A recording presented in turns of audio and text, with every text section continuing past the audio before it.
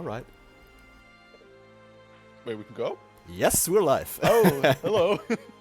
Well, we're back again for EUO Bi-Weekly number 7. I am back on the commentary. It's me, Yucker, after a small break because we let Zeden slide in here, get his commentary bearings, and I am once again joined by commentary legend himself, Ray, recently screaming his head off at VSF. How are you doing?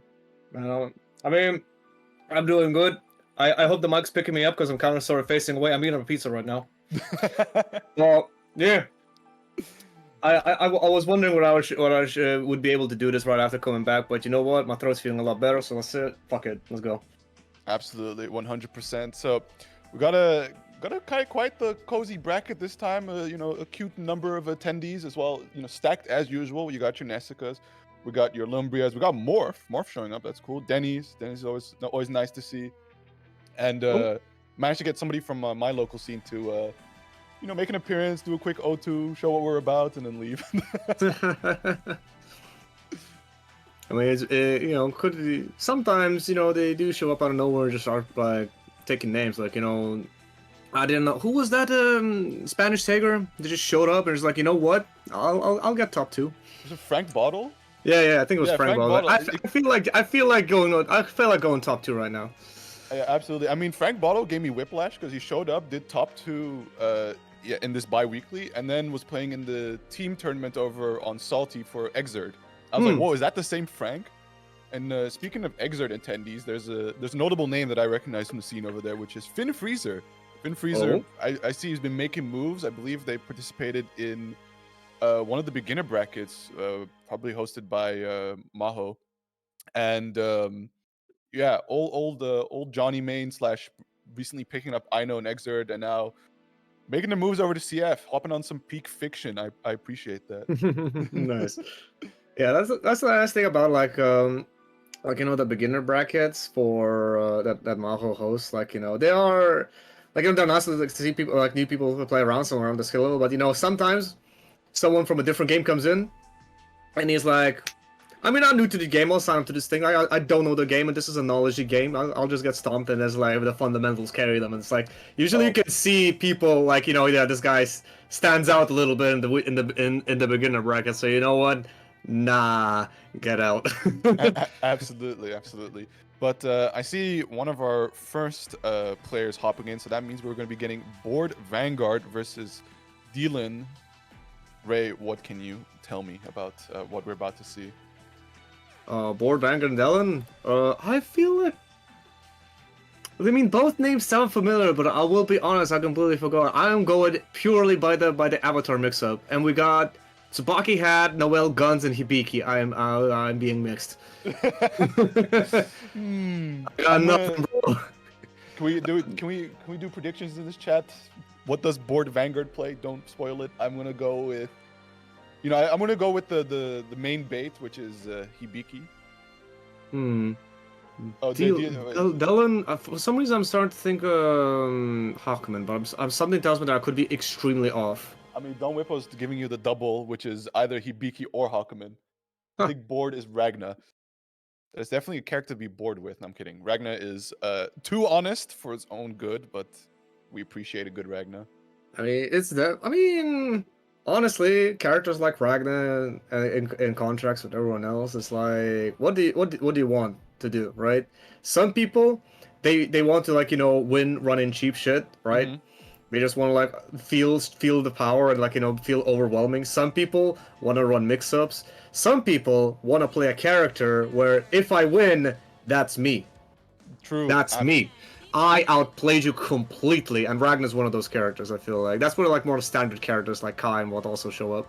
Yeah, but speaking of standard characters, I think Hibiki falls kind of under this category. Now I was right. It is Hibiki. It's Board Vanguard on the Hibiki, and my read was right. Dylan was on the Hawkman. Nice. Board Vanguard. Oh wait, hold up. Is this the same guy?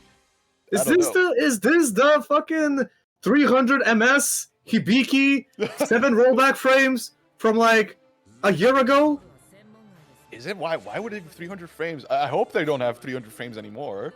No, it was like 300 MS, but like... Or 300 MS. Imagine 300 frames. His connections with that guy were not the funniest. Well, yeah, we'll see how it goes. But yeah, Hibiki, very like standard character. His damage output is actually really fucking good in OD, and he can make some gambles. Like if Dylan doesn't know and he just techs into a Zuna drop reset. Oh, absolutely. That's 5k, sir. I wonder if hurts. Vanguard is gonna try to go for it. Yeah, and I think currently Dylan a little struggling to get in a little bit. Half health already gone here, but does find a hit.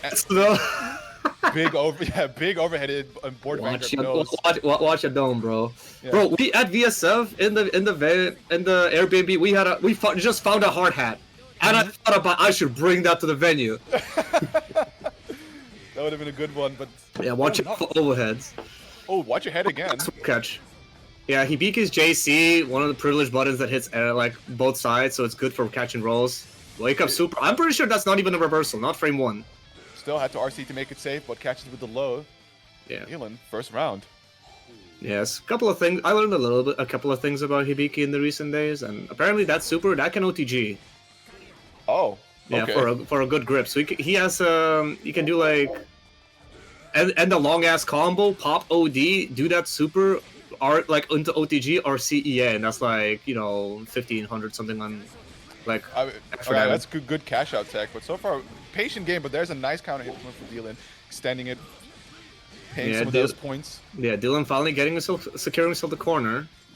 And now just keep cashing it out, racking up that damage. We'll see if Board Vanguard's gonna have to burst sooner or later, or is gonna hold for the overdrive. And there it is, 8 seconds on the clock for burst overdrive from Dylan. What is this? Oh! Yeah, that penalty not working out. Board Vanguard had an opportunity to cash out, but missed. Yeah, no, just trying to run around, use as much of his movement to catch him, and there we go, finally holding him still with the Agito taking the first game. Yeah, Agito's one of those moves you just can't fuck with, bro. No, like absolutely. That move being a projectile means it just beats not overheads. Anti-airs. Anti-airs, yeah. And it's just like, bro, what the hell? It's like, surely today I will head invuln property the approaching Hakumen, boink. But yeah, see if Board Vanguard can put themselves on the board here. Some rounds looking a little good. Some rounds were looking good, especially timing their Oki on the Hakumen, just baiting out the parry, getting that punish in. But Hakumen capitalizing on scrambles and just cashing out for major damage is going to hurt in the long run. Hakumen's only frame 1 parry is 6D, and that does not counter low, so you can safely meet low. 2D also frame 1? Let me just loop this. Hold up.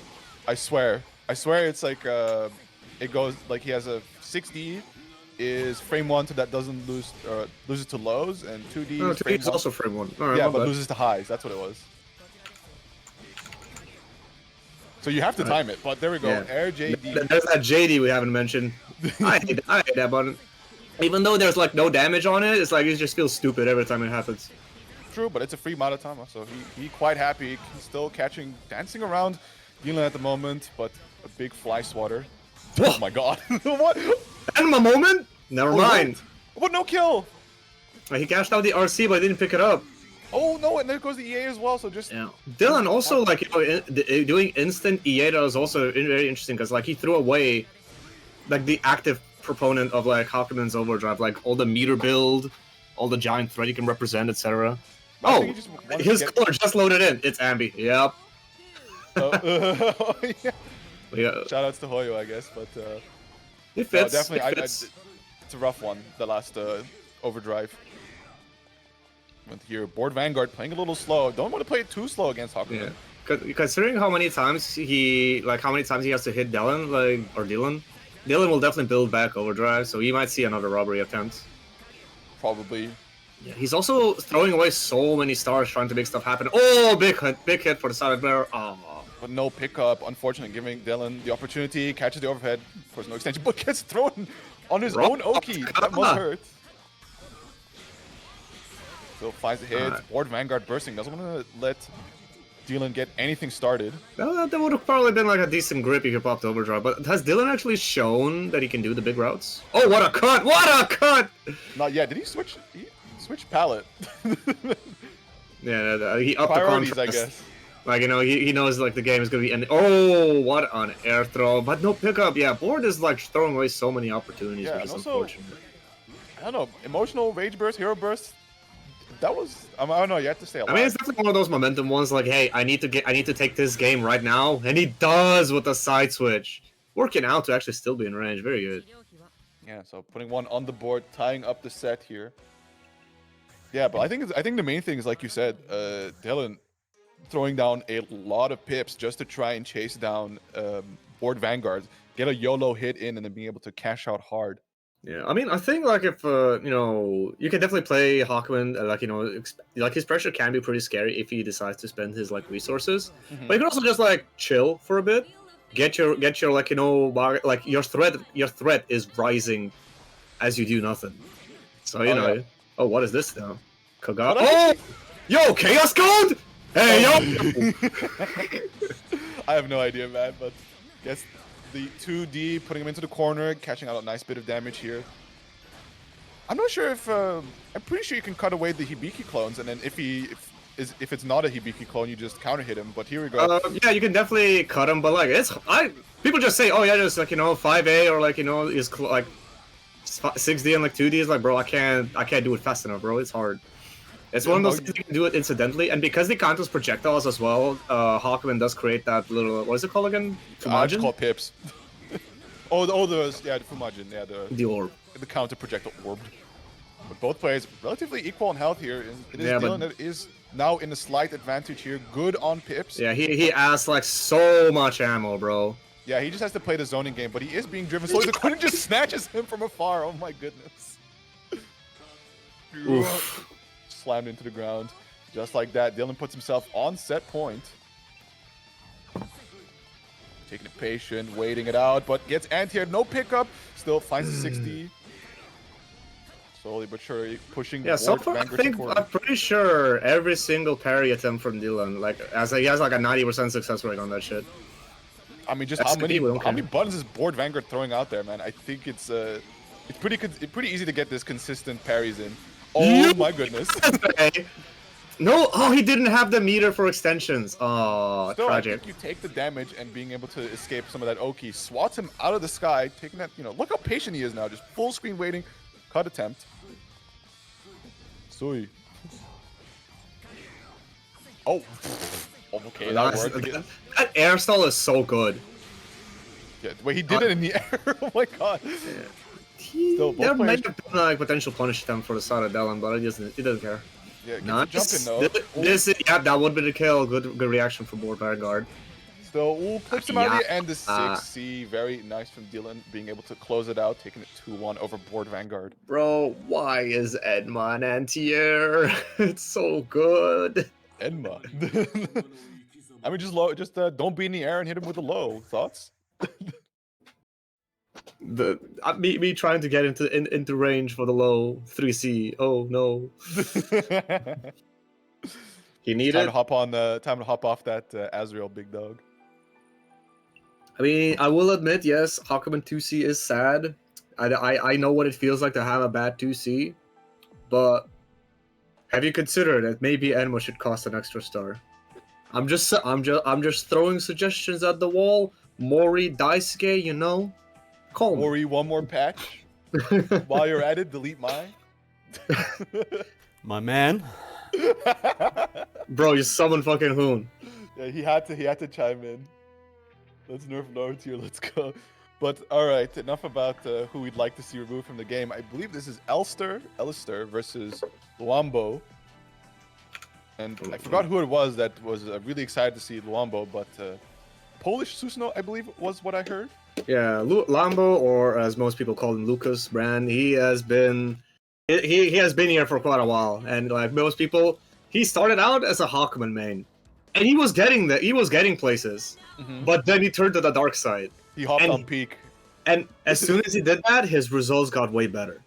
Now, I mean, he has been on Susan for like it's been like I think over a year since we made the switch, but yeah. It's always funny how he keeps fighting Hawkmans. I mean, the Susan character is just very consistent. I mean, you do have to get the momentum going, but just how much damage you can dish out at any hit is why I switched. Alistair with the Alistair palette power-up. Oh, okay. I respect it. Alright, we got tackle, we got spin, DP unlock, that's an important one. All right, what does run Lucas up. do? Nice Oh throw. my god. That is a reaction of all time. He's going to get some nice unlocks here. That should be spin 2 as well. Absolutely. Look at that. Starting off real nice and just a raw overhead on top of it. Yeah, God grant, like, he pretty much has all the unlocks that he needs. He doesn't care about the rest that much. He can end it with just this. Yeah, playing it a little patient, you know. Unfortunately, the DP in this situation is a little funny. Projectile DP against a character that can cut projectiles. Wombo's gonna have to watch. I'm pretty sure it being like both a projectile and a strike property does mean that it does. No, it it's does just a projectile. Oh, it's really just.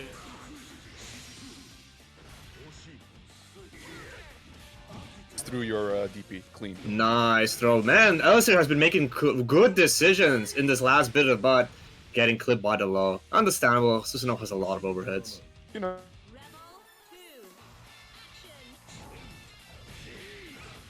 Last instance. Just one up, 6C. Just fast-headed, catching the jump out with 6B. That's gonna be a nice bit of damage. No relevant unlocks to be able to extend though. But again, the overhead. Man, again, sir, that is like over 25 frames.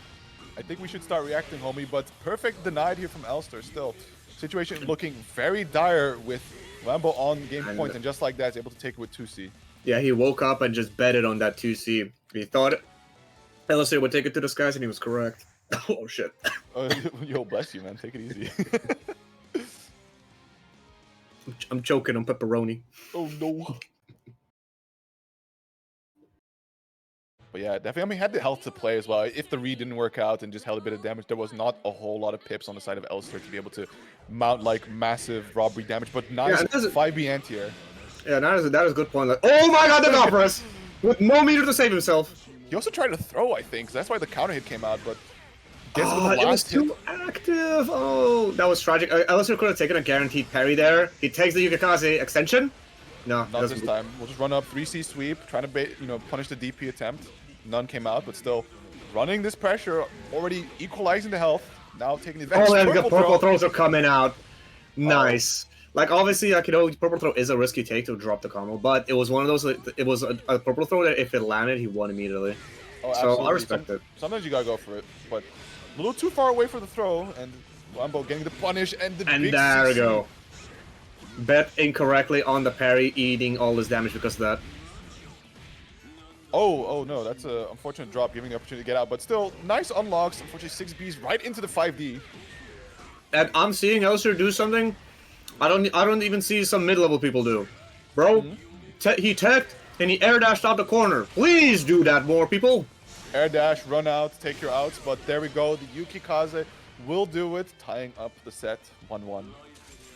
Very nice. Yeah, that's one of the things you gotta watch out with the Susanoo Gaming, is because you have a lot of frame traps built into your kit that Hawkman with the right button, usually just going for 6D or 2D, right, because it's all mids, is able to just completely reverse on you and cash out. And yeah, but on the flip side though is like, if he bets incorrectly, or like if he pump the brakes at the correct time, you are able to just run away with the game. Oh, absolutely. That, not only that, is also if he happens to go for a mix-up instead of just a frame trap and you did the wrong parry. Just like that. But nice. Yeah, nice level 3, keeps it nice. Spin unlocked. I'm gonna see it. Oh, very nice recognition from Elster. Knew a guaranteed EA was possible, so he RC to save himself. Yeah. He already made contact, so he did have cancel options. Yeah, now trying to fish out a hit, but it is Elster that finds the grab, extending nicely here, sending him full screen. Has a good bit of life advantage. Trying to play it slow, but gets anti. 2C is too good. Serviceable anti-air moment. Shoutouts when it hits right behind you, understanding. Bro, that happened way too much against DLC. He just makes it happen. Nice extension with the RC, guaranteed kill, good shit on Lucas. Gotta be moving on to set point. Absolutely, especially that 5B earlier, catching the air unblockable, so jumping at the wrong moment, especially, in the 5B round start. L Classic, OD to be able to get the pickup, but just a little too late, still finding the next hit, able to cash out nicely here. Yeah, I've seen that round start so many times. If you landed that OD, that would have been like 4.8k into good unlocks, corner, throw will kill. Bro, this character. I love it. I love it so much. And just like that, also forcing the burst out of Elster, so the robbery, like Hawkman robbery factor is just offline. Yeah, and he tried to Agito, I think, and he got counter hit out of it. So now Elisir with nothing to work with. Dies. You just did. You know what resource you also ran out of? Life. Absolutely. I mean, that's so funny from Wombo. He, like, finally, Elster blocks the wake up overhead, right? Then goes for 5D and goes like, you know what? You're not ready for the second overhead. We hit layer 2, baby. Yeah, so that's gonna be it for our round 1. Looking what else was looking. Potato moving on. Who's Hexel? I feel like I've seen this guy before. Oh no, the High Axel came up. I completely blanked on who they play, but I've seen their name. They've been participating nicely here and there. But up next, I see. Up next, we're gonna be having, I believe, Lux and Don Wipo. Lux with a. Oh, this is random seed, right? No, I think it was No, it's not. It's not random seed, but the shit, lower bracket is random. Yeah. Okay, so Lux got had a bye. That's pretty interesting. I wonder.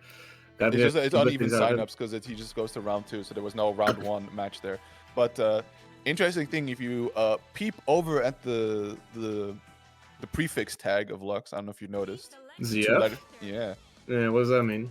That's my local. Tell me. That's your local. So is this one of your agents said it, huh? This is one of my agents. No, I mean, this is one of my one of the students from our student mentor bracket. Wait. Don Weeple, what are you hovering over? What are you doing? Sir, no! The death to Kagura threats got to him! He dropped the guy! Death to Ease. Ease? Whoa, we need to talk about that later. Ease. Ease, whatever. Death. No, it's embryo storage. Get it right. Nah, kill it. Now, see, I don't think she deserves, like, you know, a full name. It's my worst nightmare. Either way, what I want to talk about how Lux is pulling up with the Easer, a rare character for you. Absolutely, they're locked in on this. You know, from what I remember, Strive player, they enjoy playing Testament over there. Yeah. So what type of player would you say he is? Definitely likes to play a lot of the mid range. His favorite go-to characters are mid range. Have those nice sword normals, right? And then wants to get the knockdown and run some kind of mix on their terms. Oh, yeah, you can already see the character unfamiliarity for the start of Dawn.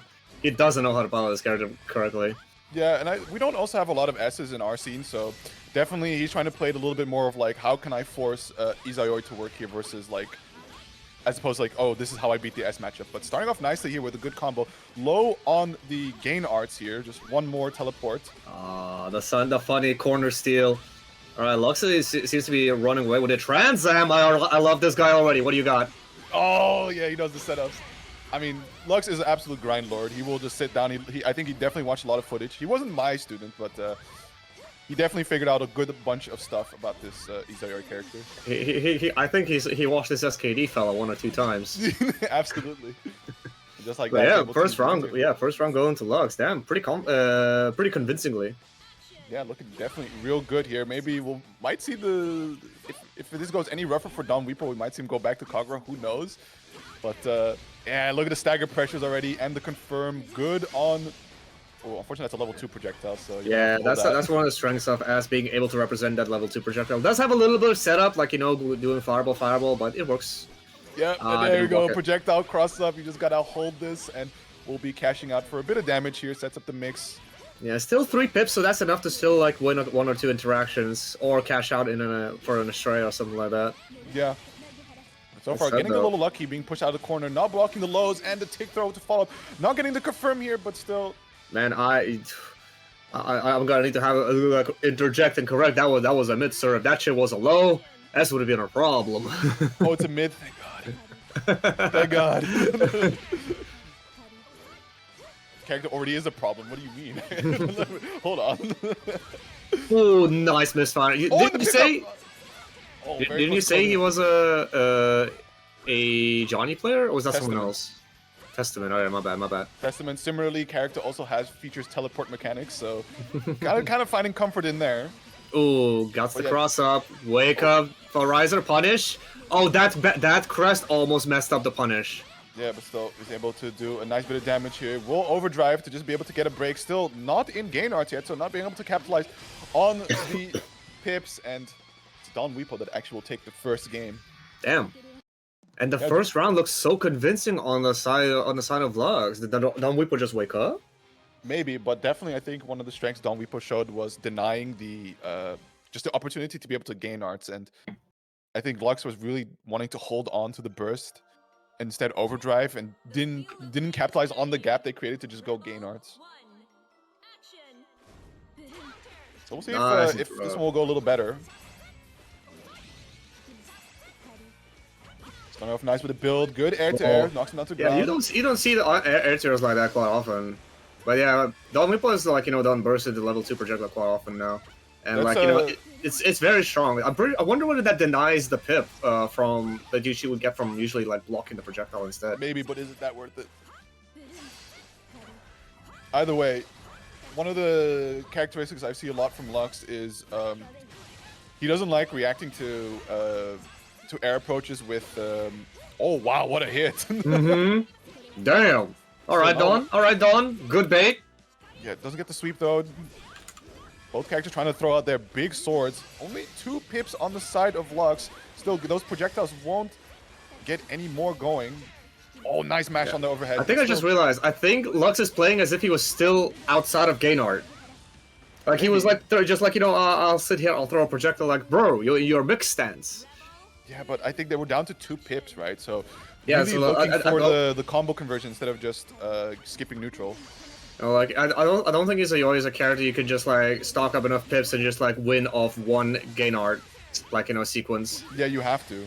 Otherwise, like going back is so punishing. Yeah, but like it's one of those things. Like in the situation he should have found a spot to undo gain art and just like go back to like a more traditional zoning game. Yep. So because all those projectiles, they were making contact, but he was not getting any pips, so he wasn't furthering his win condition. No. So... and Don almost finds the correct hit. One more touch is all he needs. 6B lands. Yeah, gets the overhead. Looking good here. Burst will be coming back for Don Weepo and will be bursting him into the corner. Yeah. Full stick of butter on both players, and the shimmy 5B will do it. It is Don Weepo sending Lux down to losers 2-0. I do respect the fact that Lux actually tried to show a couple more of, like, you know, wake up options. Like, it's very difficult to represent enough stuff in a first to 2. But, like, you know, just like he tried cycling. Like, you know, he didn't just like instantly tech like you don't like normally you would think. Yeah, but it's one of those things where, you know, fairly new to the game. We have a limited amount of character representations in our local. Plus, you know, not really extending outside of our server to get games in. I think the most character variety they're getting is out of me, unfortunately. I mean, even then, even if there's not that much cross-pollination between communities, it's still interesting when it actually does end up happening. Like, you know, these are people we haven't seen before here at BBEUO, so, you know, it's like, it's interesting seeing what type of people you've been cooking up over there. Oh, you know? Shit, FinFreeze has been grinding. What the hell? 1,600 games? So this is the Johnny player you mentioned. So this before, is the Johnny I know player, and well, you can kind of see the flavor being applied here, wanting to play characters with really long normals. Meanwhile, he's up against Hexanoid. Now Hexa, I met him at BSF, and let me tell you, nasty person to play. It's scary. I thought you were about to say nasty person. No, not like that. No, I take it back. Absolutely, I think I've only heard good things about BSF, but yeah, claiming the burst out of FinFreeze here. Hasn't been able to get a stock yet, but finally finds one, sets out the Fairy. So he's out safe, but Fairy hold out the neutral, nice, gets into the rock. Oh, that's that's what happens when like the character origin points they like crossover. Nice anti-air fire. Yeah, and we'll be claiming Hexanoid's burst, so all things considered, even if they end up losing this round, it's still a decent victory claiming the burst that late in the game. Just like that, right? Going into round 2, 50% of the burst versus Hexanoid 0. Pretty okay. Yeah. I said though, oh, round start 5B, alright. Oh, nice falling ball. He's able to get the pickup. Yeah, delayed Fairy, nice interception. But also very good movement for the side of Hexa, actually avoiding every single Fairy shot. Yeah, especially also being able to utilize Execa Blade to just blast away from the Fairy. Like usually people just treat it as a TP, but it is sort of like a soft retreating option. Yeah, especially with like, I mean, a lot of the invuln frames are front loaded, and then you just move away, like really fast. But still, finding the next hit will be bursting, fearing potentially death here. Solid anti-air from Hex Yeah, here. and this is actually a spot that Nine definitely struggles in. Like, you know, because she cannot get any stocks without making contact with her buttons.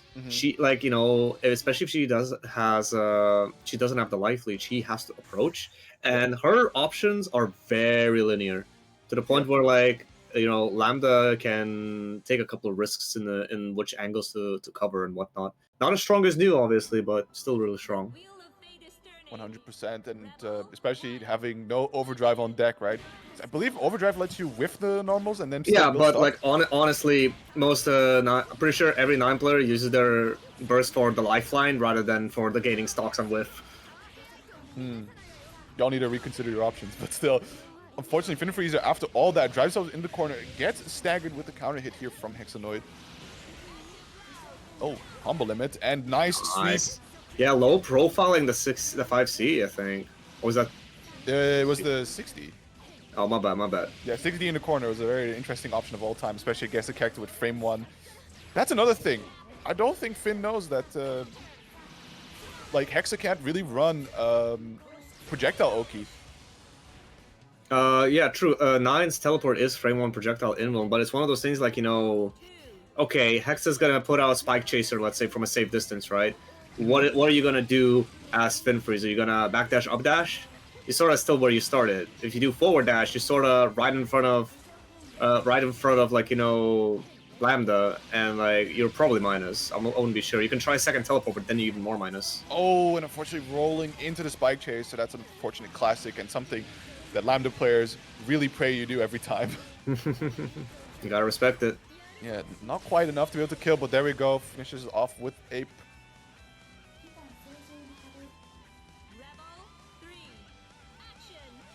Liam does that all the time. What? Get it perfect. No, like he dashes up to you, does the IAD back, J6D. Oh, like, you know. yeah. Catch you like freaking with a normal something, but here we go. Finn now getting something started. Has the fairy, sets it up. Nice. Them in the air. But Fairy actually messes it up, the hit letting Hexa tech out. Yeah, and also the Crimson Raider just slamming themselves in the corner. Not an ideal situation. They're definitely looking pretty good there. And What? That might have been OS. Honestly, Hexa would be the type of person to OS that. Maybe. You can definitely hit stop OS 9's DP. I would be surprised if he did that with 6B though. That's crazy. Yeah. Oh, nice backdash. Narrowly avoiding the icicle, but still. Finn getting the hit here. Crimson Raider high enough to be able to get the conversion, and just like that sets up the mix. Unfortunately, doesn't get the falling button still. Amethyst lands. Oh, but the IAD working out on the side of Hexa. Welcome to Central Fiction. Well, that's gonna be Hexanoid moving on in winner's side, and unfortunately, that is gonna be your mate Fin Freezer gonna be sent to the shadow, to the loser's dimension. Absolutely, this is the wild seeding dimension. Honestly, it's kind of poetic, right? Johnny player getting astraled, because Johnny's one of those characters that can set up IKs in just almost any situation. I'll be honest, I played Kai in that game. He can do the same. I was like, I didn't know that was a rare thing. I mean, it's more restrictive on a lot of characters. Usually, you have to be able to route into dust, but no, not Johnny. He just misfires you, and you're just wall splat for 60 frames. Bro, remember back when like perfect fighting game clips was like on Twitter was a thing. I don't recall. Bro, the amount of Johnny clips on that, where it's legitimately someone like, you know, does level 3 misfinder, it trades, the man's wall splat in the other fucking state, and Johnny just fucking fucking wave dashing in and still gets a pickup. Bro, it's hilarious. Just absolutely slides up on you, but. Here's an interesting matchup. Here's one that I'm actually quite familiar with from the local scene. I've played this one a bunch on the Naoto side, and personally, I don't like it, but it's good. It's okay for Naoto, honestly. Oh, nice. War versus Lumbria. This is gonna be a pretty interesting one. So yeah, Naoto actually does have a couple of things that like do work out quite nicely for him in this matchup. Mainly, the one thing is that, like, you know, Naoto NDP can absolutely shred ribs, and so that's like one nice thing on it. If you have 50 meter, you just shred through it, go out of the corner. But also, if you're on it, right, and you can catch them float canceling, you should be able to Phantom Pain through the ribcage. Oh, that as well. It's like it's not an actual like strike, so there's nothing to armor through. It's just straight up unblockable. But Exactly. Lumbria is showing a very strong Izanami game. Yeah, just not letting Morph get anything started, especially like this is quintessential Naruto game, but it's game plan, but also just so much in the case of like any character playing into Izanami is you want to get that hit, you want to convert her all the way to the corner, and you just want to run pressure, whatever sorts, mix up, stagger, just don't let her get out until she gets 50 meter, and then gamble on her her super. Just like that. Like, what can this character do? Yeah, and the thing is though, every game, at least once, burst will be a neutral skip. She'll burst your full screen, she'll set up res, and she's winning. Exactly. But so far, it's Morph Red really just holding down, you know, getting the ideal state, and the RC overhead will do it a perfect Man, response from the first round. both rounds so far has just been like complete, like, you know, one-sided shredding. The thing is, like, I think there's a lot more interaction, like you said, right? There's NDP on Ribcage, there's Phantom Pain on the Ribcage, as well as just being able to... So we haven't seen any of that yet. Lumbria has missed this opportunity to set up the strong Oki. He has another chance, and I think it's just Morphy's just trying to like wiggle himself out of the corner because he does not want to be there. Yeah, but like, now we're Lumbria gonna see the strong Oki set up. Yeah, purple throw, didn't set it up properly. Exited blitz mode as well. Yeah. Oh, that's a big hit, and yeah, we'll have to burst knowing after that you're gonna find yourself in the corner holding all of this now to stagger pressure, trying to zone him out right now. And there we go, finds the way in, has Pip set up, so should be able to cover an unsafe option. Float 3C, so strong. Yeah. Found the opportunity to set up Riz, but almost out of... yeah, just escape plus some whiff. No I got my own dive kick. But nope, super cash out will do it. Lumbria taking game one. It's tough. I mean, like, I'm happy that Morph was able to show quintessentially how this matchup works out for Naruto. When you get that hit, drive them to the corner. They don't have 50 meters. They don't have burst. I need to check. Okay, I do not have a sword, sir. Something needs to be slayed in the chat. Oh, okay. Oh, on it. I'm on it. Oh, they're gone. Excellent.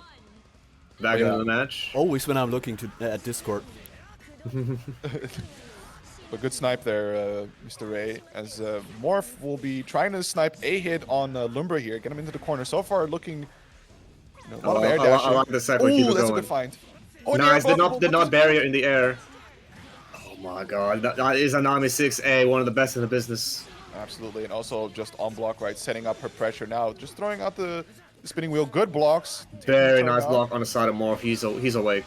Alright, Burst, keep him cornered. Oh no, unfortunately not able to punish, but does get the next hit. I believe he could have converted off that if he believed. Alright, tries to just fill the screen with giant hitboxes with his jump drive.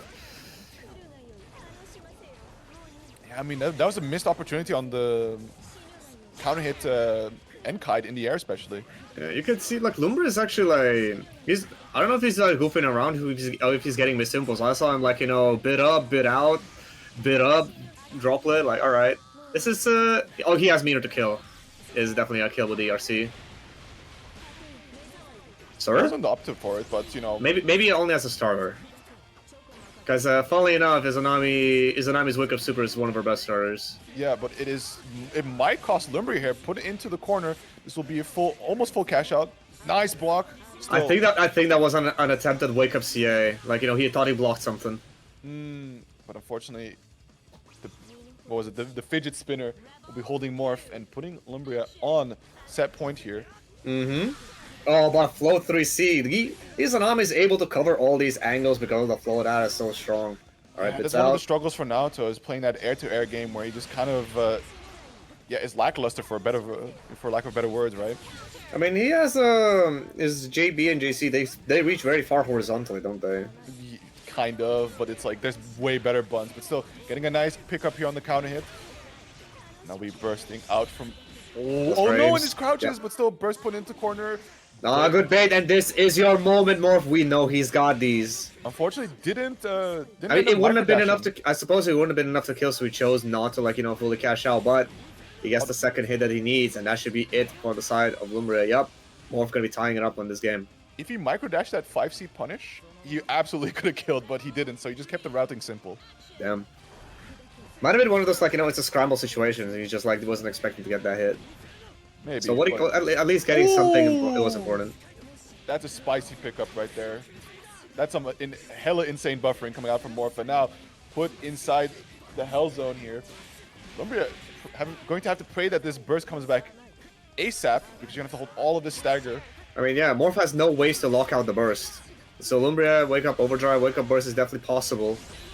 And there you go, look, and all the barrier is gone. Danger mode. That said though, Lumbria might not care. It's okay though. He gets one more hit and the combo is long enough to run the barrier clock. Still, active flow on the side of Morph, being able to generate a lot of that burst gauge back. Will be crush triggering to extend the hit. Barrier gauge is back on deck. And there's the ribs. Oh, and the low. The high low, like the floating low. How dare she? How dare she suddenly hit me low? And again, and that's a pick up on a counter hit. Lumbria is gonna be taking it over Morph Red. Would you call this an upset? I don't know actually. I think this is the first time that Morph's showing up here, so I don't know what the Morph is definitely like a long time player. He's definitely been on the Naruto. He's been cooking people for a while. No, I know Morph himself, but I just don't know Morph's history in BBEUO. 5th seed though, so but Lumbria 4th, so it kind of worked out in Lumbria has been cooking that hot. I mean, Lumbria has been doing insane. Has been showing insane growth in the last couple of months. Yeah, has it been a couple of months? Man, it's been a while since I played. Maybe it's been it's been over half a year now. By now. Yeah, so Lumbria is going to be rewarded with their efforts to be able to go face off against the Nessica shortly. But before that, we're going to be getting Frank Bottle versus the Spanish Tiger and taking a quick Judge or Judge. But yeah, taking a quick peek at the loser side, it seems that Potato is still cooking, going through it. Dylan is still alive. Dumb people waiting. And Elistier, which we saw earlier. Unfortunately, your friend Lux is out. I am sorry. It is what it is. Shout out still to show up. It takes a bit of bravery because a lot of people look at the situation and they're like, man, these are some cracked players, and I just picked up. I don't want to do this, but it's put in a bit of the work, put in a bit of the grind, get your teeth kicked in once in a while, and hopefully, if you walk away with these VODs, right, look back at it and learn, you can improve. Yeah. I have to always pull up the respect for people actually actually pulling up. Was respect because there's a lot of people that don't. But either way, interesting match because Josh loves to be aggressive with the Ragnar. Meanwhile, Frank, of course, with the Tiger, shown he has got the sauce. Yeah. Also, Tiger quite happy with an aggressive opponent, right? It's like, oh, you just want to play my ideal range? Absolutely, I will take it. Big thanks. And tries to reset into the grab, but Frank just walked out of it. We're playing Street Fighter. Oh, and the tech reset, grabbing him. Is it enough to RC with the kill? Yeah, this is definitely an easy kill. Ragnar 10k health. Melts. Okay, that was a reset. Yeah, I think held it just a little too long, so was able to tech out in time, but still catching with the 5A. Frank Bottle taking the first round. Alright, early burst doesn't want to give him magnetism, but gets clipped again, and now you're cornered. Alright, what do you do? Butler. Is that what it says? I don't know. It just sound, I just say what I always heard Dogura. I don't know why. Butler. Nice, fakes the SPD. Whoa!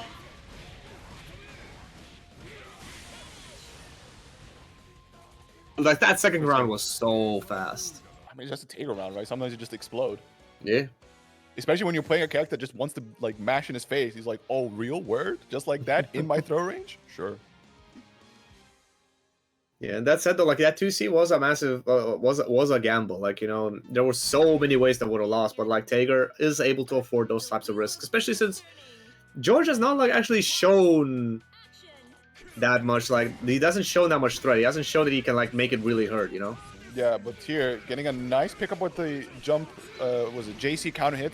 Driving Frank to the corner, gets another overhead, and now be Frank responding with a burst. Doesn't want to hold any more of this damage. Yeah, George trying to bait something out. Magnetism. Yeah, now we get into the zone. I love that neutral super jump. All right, burst him and keep in the corner. Oh, big 5B and Spark Bolt for the extension. RC, keep it going. 4.3 already. That's going to be an easy 5k, maybe more. F. Yeah, gives him 5.2. Very stands nice. Him. Good block punish. Yes, thank you. Yeah, an RC for the extension. We'll be driving them as close as possible to the corner. 4.1k here. Overhead. And the just beautiful. overhead, very good.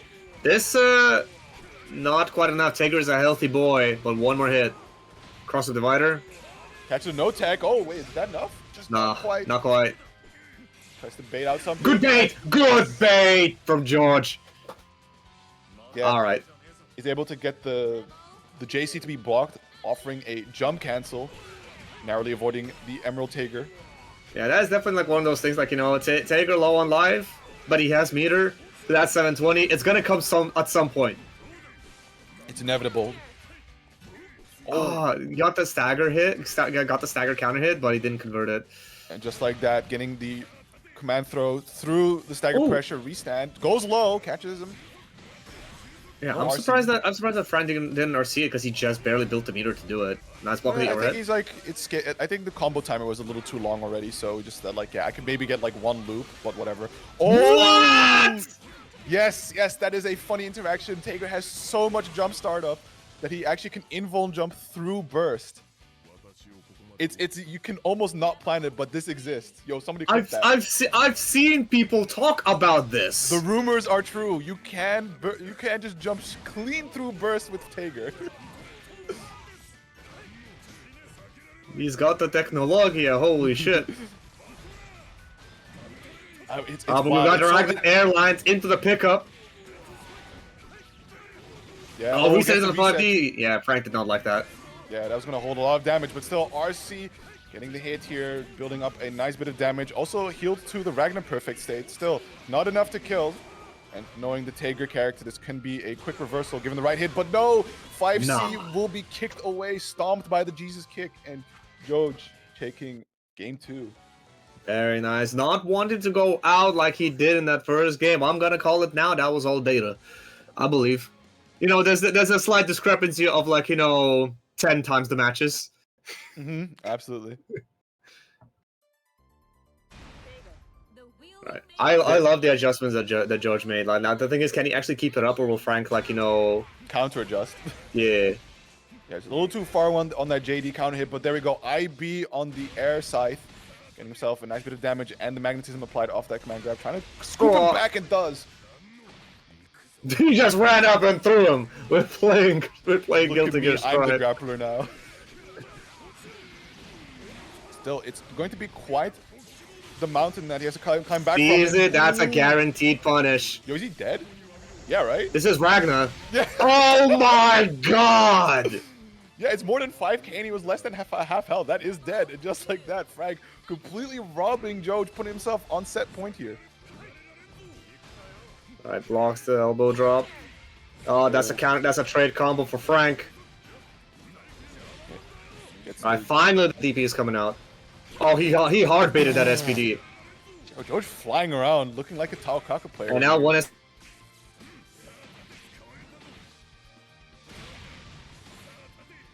Will the RC to cash out? Should. Should be enough to kill here, just like that. Damn, Ragnar life. It's rough. You have life still. You can get funny like fake perfects and stuff, but ultimately 10k and Tager can make it really look like it's a low amount of health. I mean, yeah, if you never like, you know, if you never get to actually touch them, like, you never get your life back. Alternatively as well, you know, you could be cooking them, but then if you can't hit them as soon as they start hitting you, you never had the extra life. You know, it's just 10k all the way. Absolutely. All right.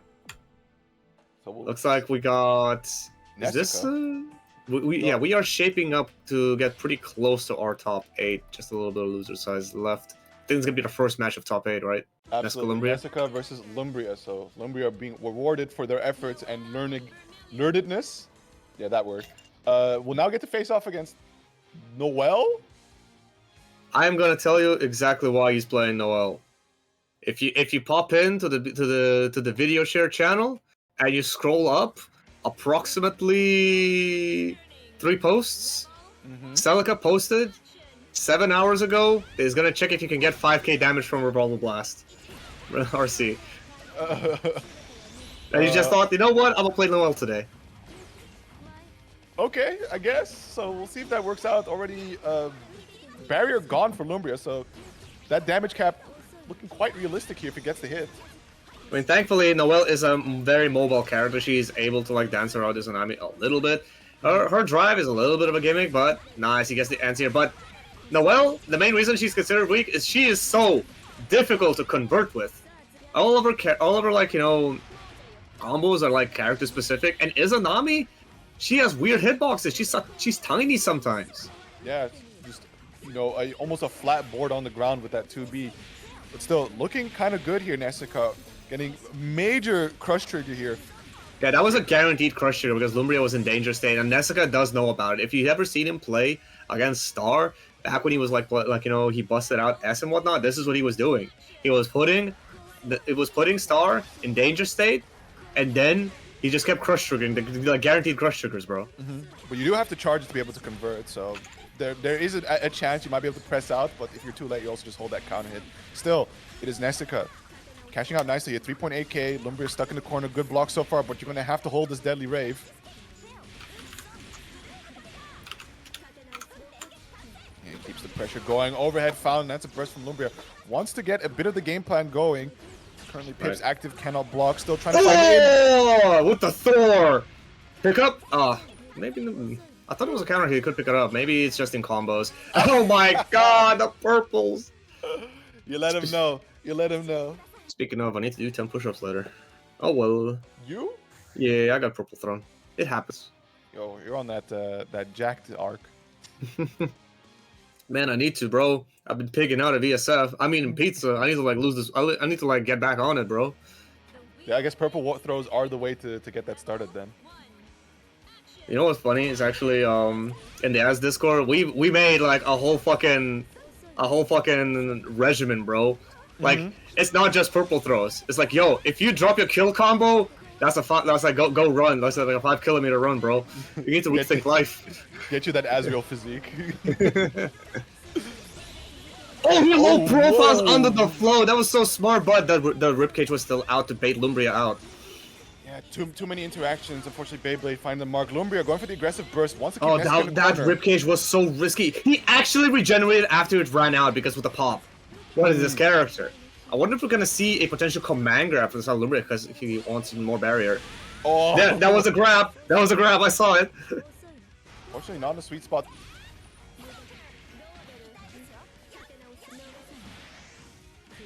First call. Super will do it for Lumbria.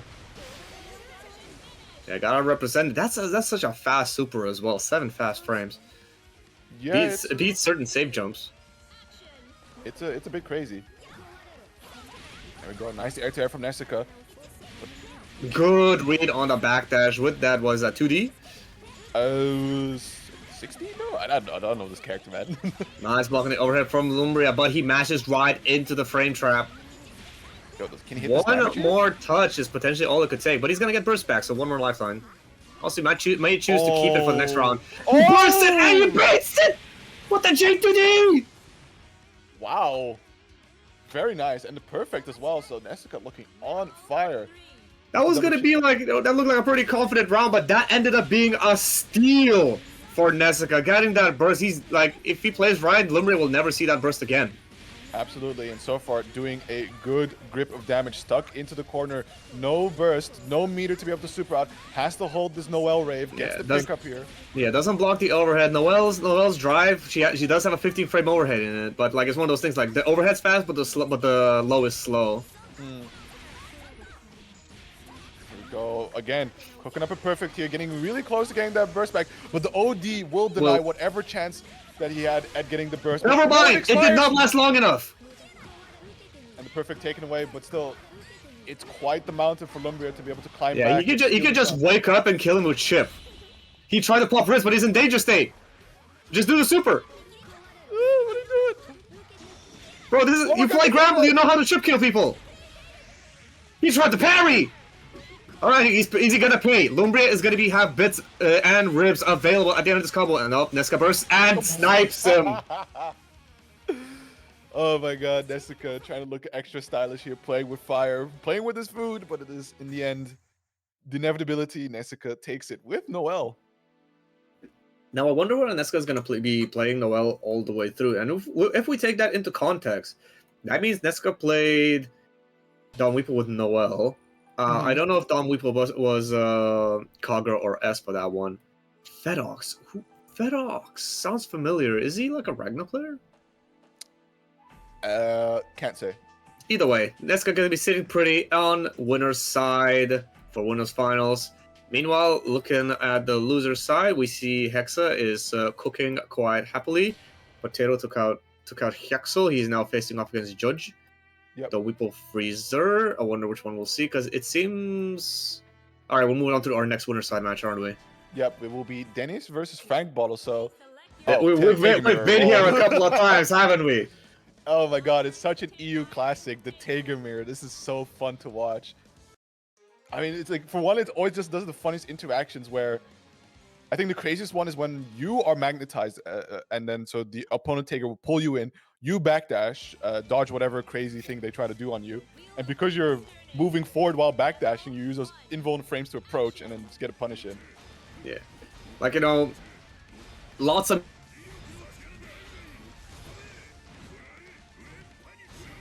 people possibly representing, so, you know. But it is one of those things, like, you cannot realistically play clean all the time and like be able to answer everything. Alright, magnetism on both. That said though, Dennis spent Sparkball, so he's gonna last a bit longer. Alright. Extends the duration. Sparkball both off the table, slowly trying to approach, doesn't want to get too gimmicked by magnetism just yet, but still, it is Dennis holding the magnetism. Yeah, he has the life lead. He has no reason to approach. Oh, that's true. We might be seeing... Oh, there's that backdash you said! Yeah, that's the funny, but still, it is Dennis that gets the punish, because unfortunately, went for the 6A instead of, I don't know, maybe anything else, but going to be holding a lot of damage here.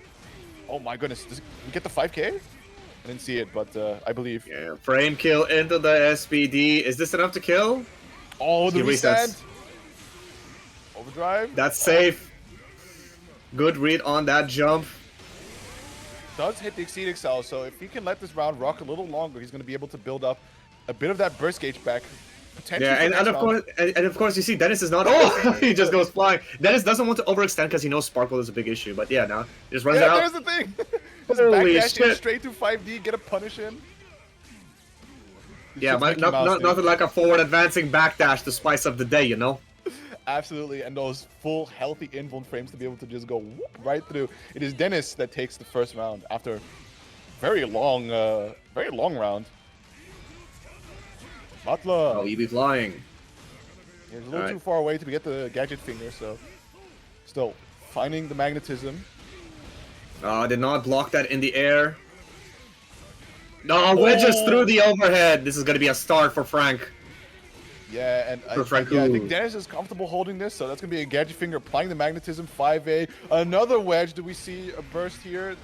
Passes the auto burst bait. Now just going to be holding all of this damage. Again, gadget finger reapplying.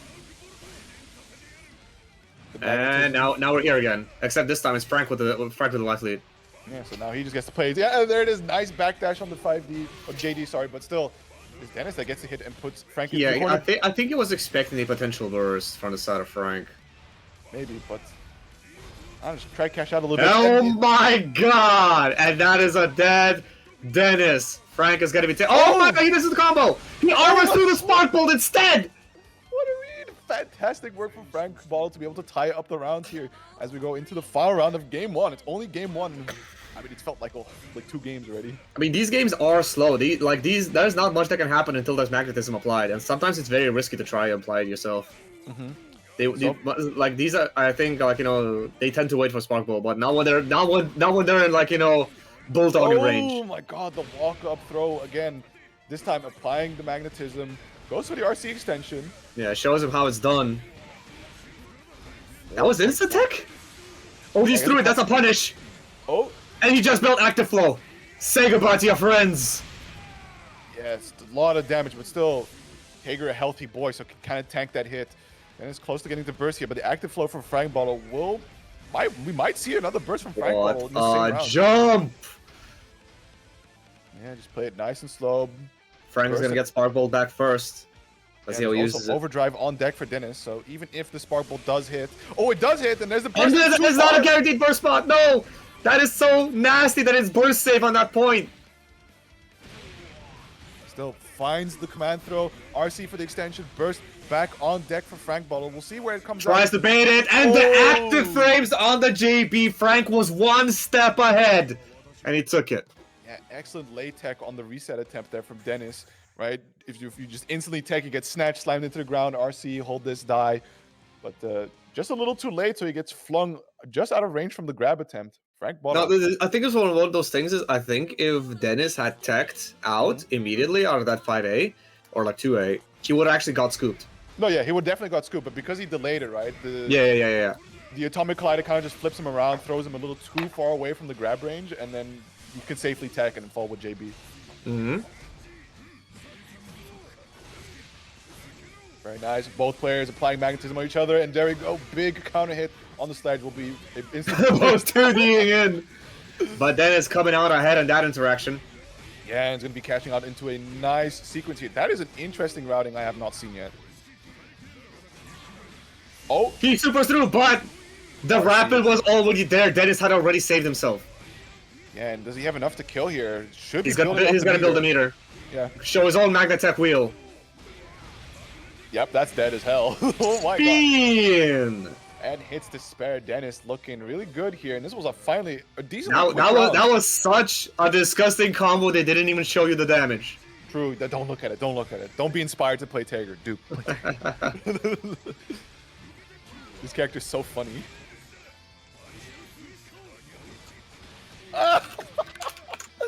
Oh my god, that situation is so jokes. You just think like, I finally have applied magnetism. This should be in my favor. But you just get one backdash cleaning straight through the active frames of whatever move, and you get punished.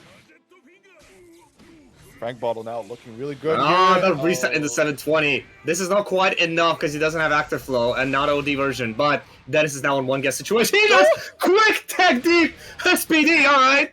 Yeah, why not? You just, if you're betting, man, like this is looking pretty rough here. Let's just go for it. Why not? Let's just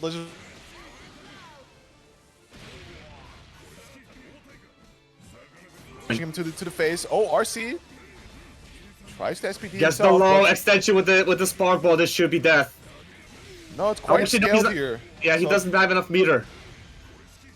One more guess. CA. That's a 5A. Drive, jumping back in. Boxing Punish. Phoenix Cell has enough to punish, and just like that, staying alive, putting himself on set point. Frank Bottle. Absolute clutch situation. Very good patience. Not to swing into that. Yeah, knew it was on the table. Had to route accordingly. Now getting a nice reset here. Good back to catches the backdash with the 2B. Setting up a nice combo, driving Dennis slowly but surely towards the corner. And again, very nice. This is not plus R Potemkin with only one punishable frame. Oh,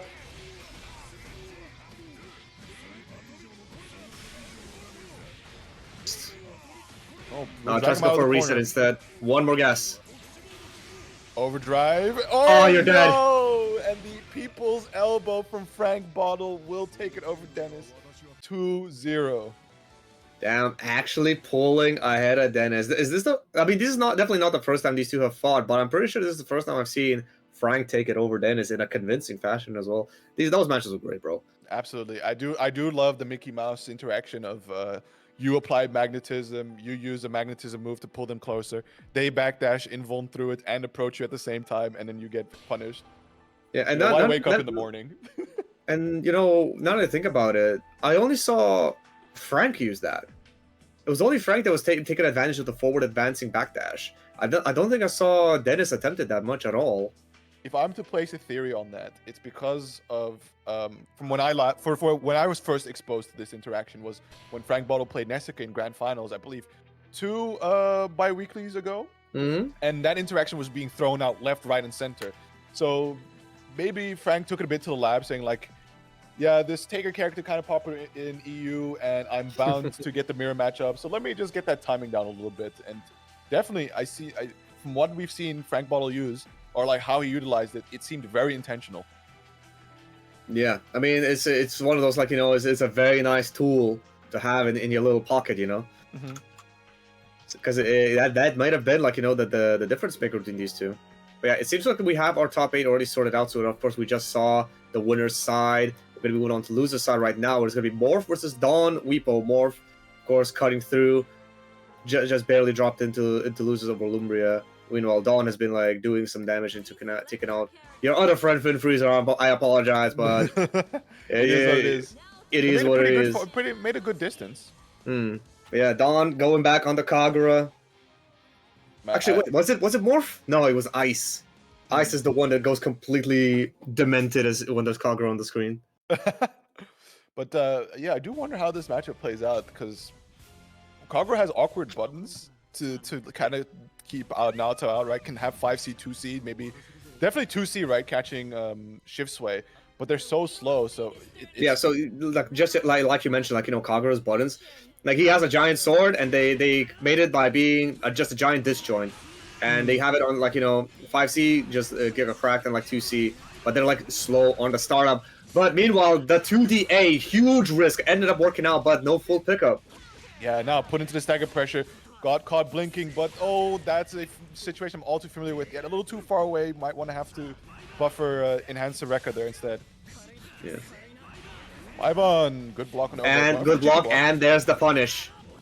Yeah, full corner extension here, absolutely, and now you are put in the Naoto fun zone. Still, 50-meter on deck. We might see a flash kick, tries to jump out, but alas, good patience from Morph. Yeah. Gets the next hit, keeping it nice and simple here.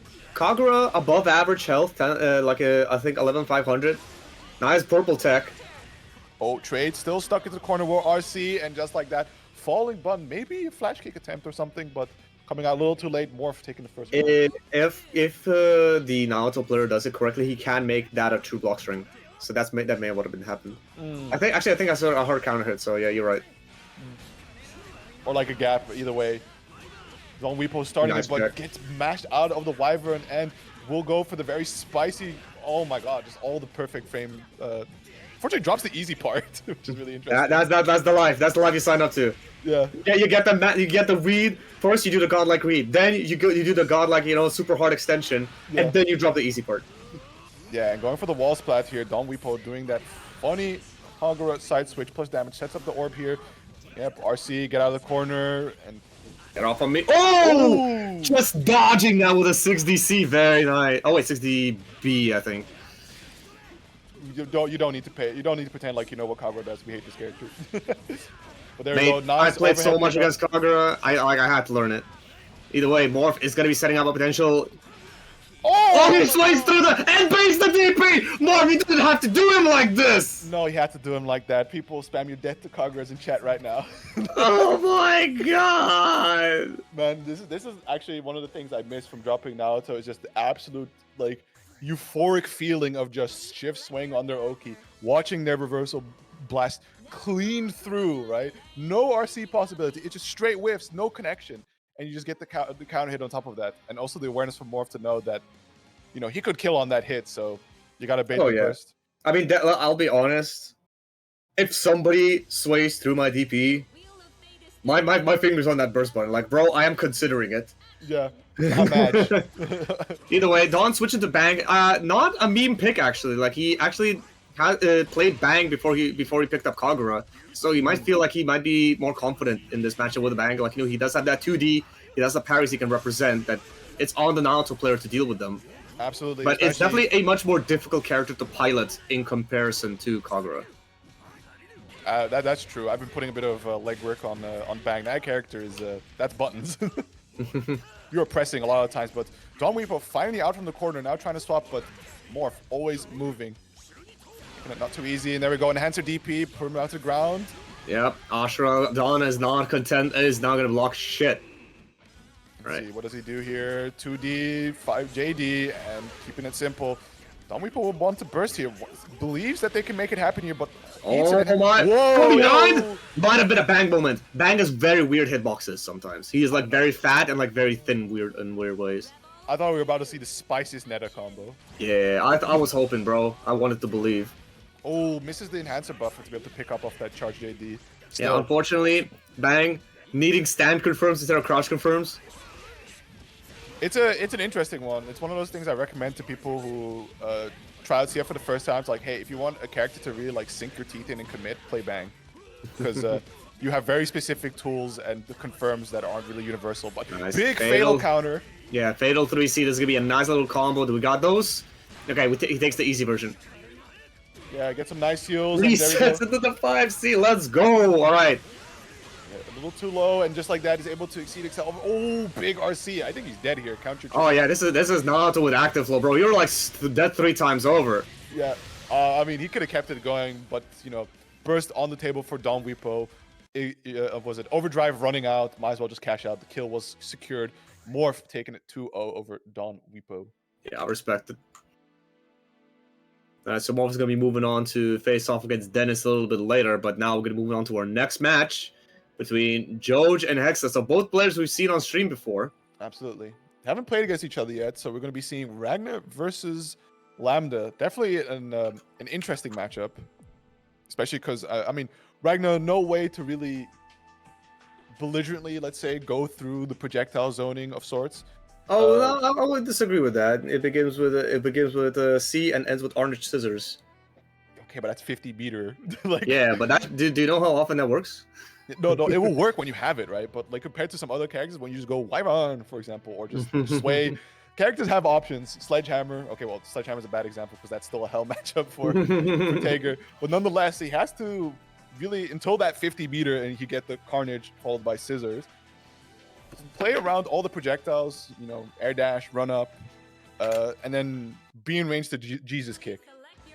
Yeah, I mean, it doesn't have to necessarily be Jesus kick. Like, Ragnar does have a couple of air specials that you can use for movement. Now, that, of course, is not something that we recommend.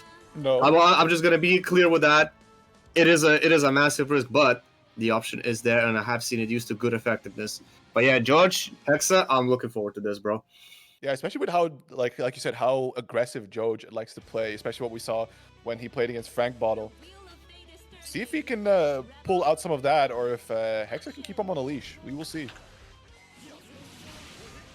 Instant burst, okay. Yeah, not happy with the situation. Does push him close to the corner, but the overhead from Act Parser Try will swap the situation. It always hurts to see Ragnar players and Hazama players burst immediately because they don't like what situation they ended up on, simply because they have some of the strongest overdrives in the game. Absolutely. But, you know, it won't matter if you have a really cool overdrive if you stock. Nice, good reaction on the Spike Chase. A good dupe jump as well. Cover the angle, nice. Good jump again. Getting the overhead. Looking good That's here. it, though. I mean, Lambda does have a reversal, but that reversal is so bad in the corner. Oh, baits out the throw, but no pickup. Didn't believe it would connect, but still is able to find the next hit. RCing for the extension, and that should be a comfortable kill for Joj with some very well-placed air dashes and long super jumps to navigate over Hex's projectiles. Just locked down.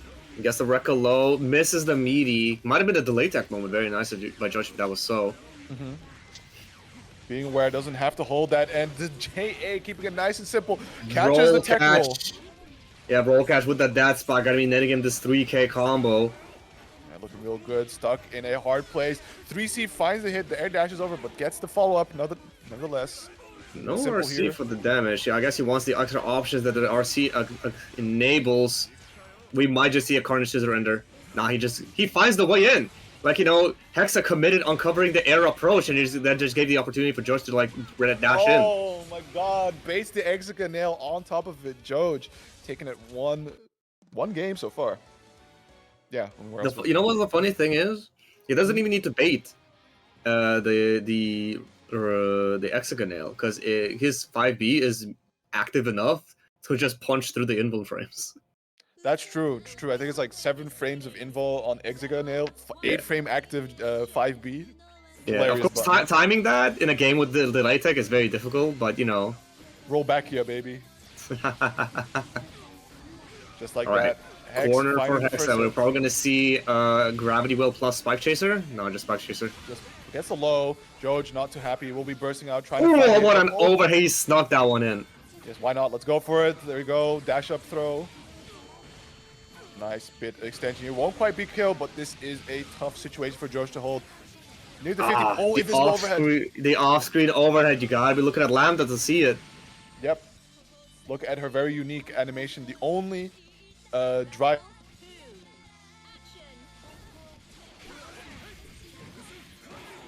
From Joj driving Hexa to the corner will be going. Oh, the disrespect. You know, it's the handshake. It's the handshake. I acknowledge that you have advantage. However, sparing at each other. I mean, I love it. Didn't build meter for the extension. Yeah, I mean, Oh, never- what still, a it could broad offer- barrier usage from Hexa made that 60 whip, bought him the opportunity to reverse the situation. Yeah, and Now this is gonna be driving corner to him corner. near- Oh yeah, Mhm. absolutely. Sets up the spike chaser, going low. Good block so far from Joe. Tries to contest, but finds the 5D counter hit. Good Oh. snipe. This time the 6D working out for Hexanoid. This could have been potential death, but that's gonna be an easy one with that reset. That it's going to do it. Something I've been seeing out of Joj is kind of one of the reasons I don't like playing Ragnar so much is he's opting for some like really short strings, especially in court situations where he's relatively close to the corner. Last he went for the quarter circle back A, quarter circle back D, right? Extender. And you mentioned like no RC to be able to extend, but he could have just gone for the DDP and then end in the quarter circle forward C ender, splat him against the wall and pick up. Now it might have been just like, you know, well, that like obviously that only works in the corner, right? And it might have been one of those near corner as situations well. where like when you're like, yeah, I know they were in the corner, but it's like, you know, you miss certain certain opportunities because you're so like, you know, overwhelmed in that specific situation. Yeah, absolutely. The mental stacked, you got super Yeah. locked in, you just go to autopilot stuff. Like, I know I can hit this, let me just get it. Let me get that secure damage.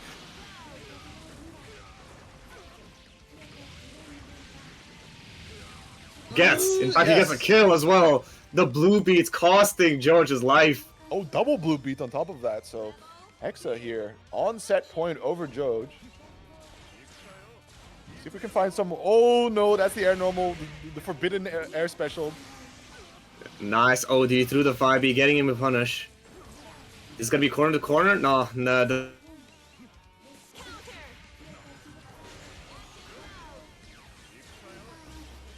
Oh. Time to zone.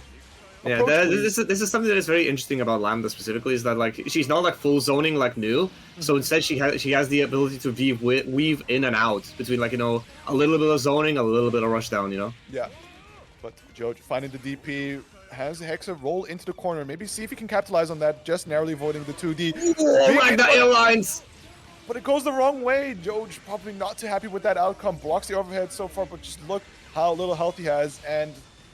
Just the like honestly, the very good game awareness from Hexa, because like the reason why he was able to escape that corner, even if he got hit, was because he saw the angle at which George took to the skies, and he thought, oh, I can run under this. Now, of course, he busted out the air blood side, and it did work, but he had made enough distance.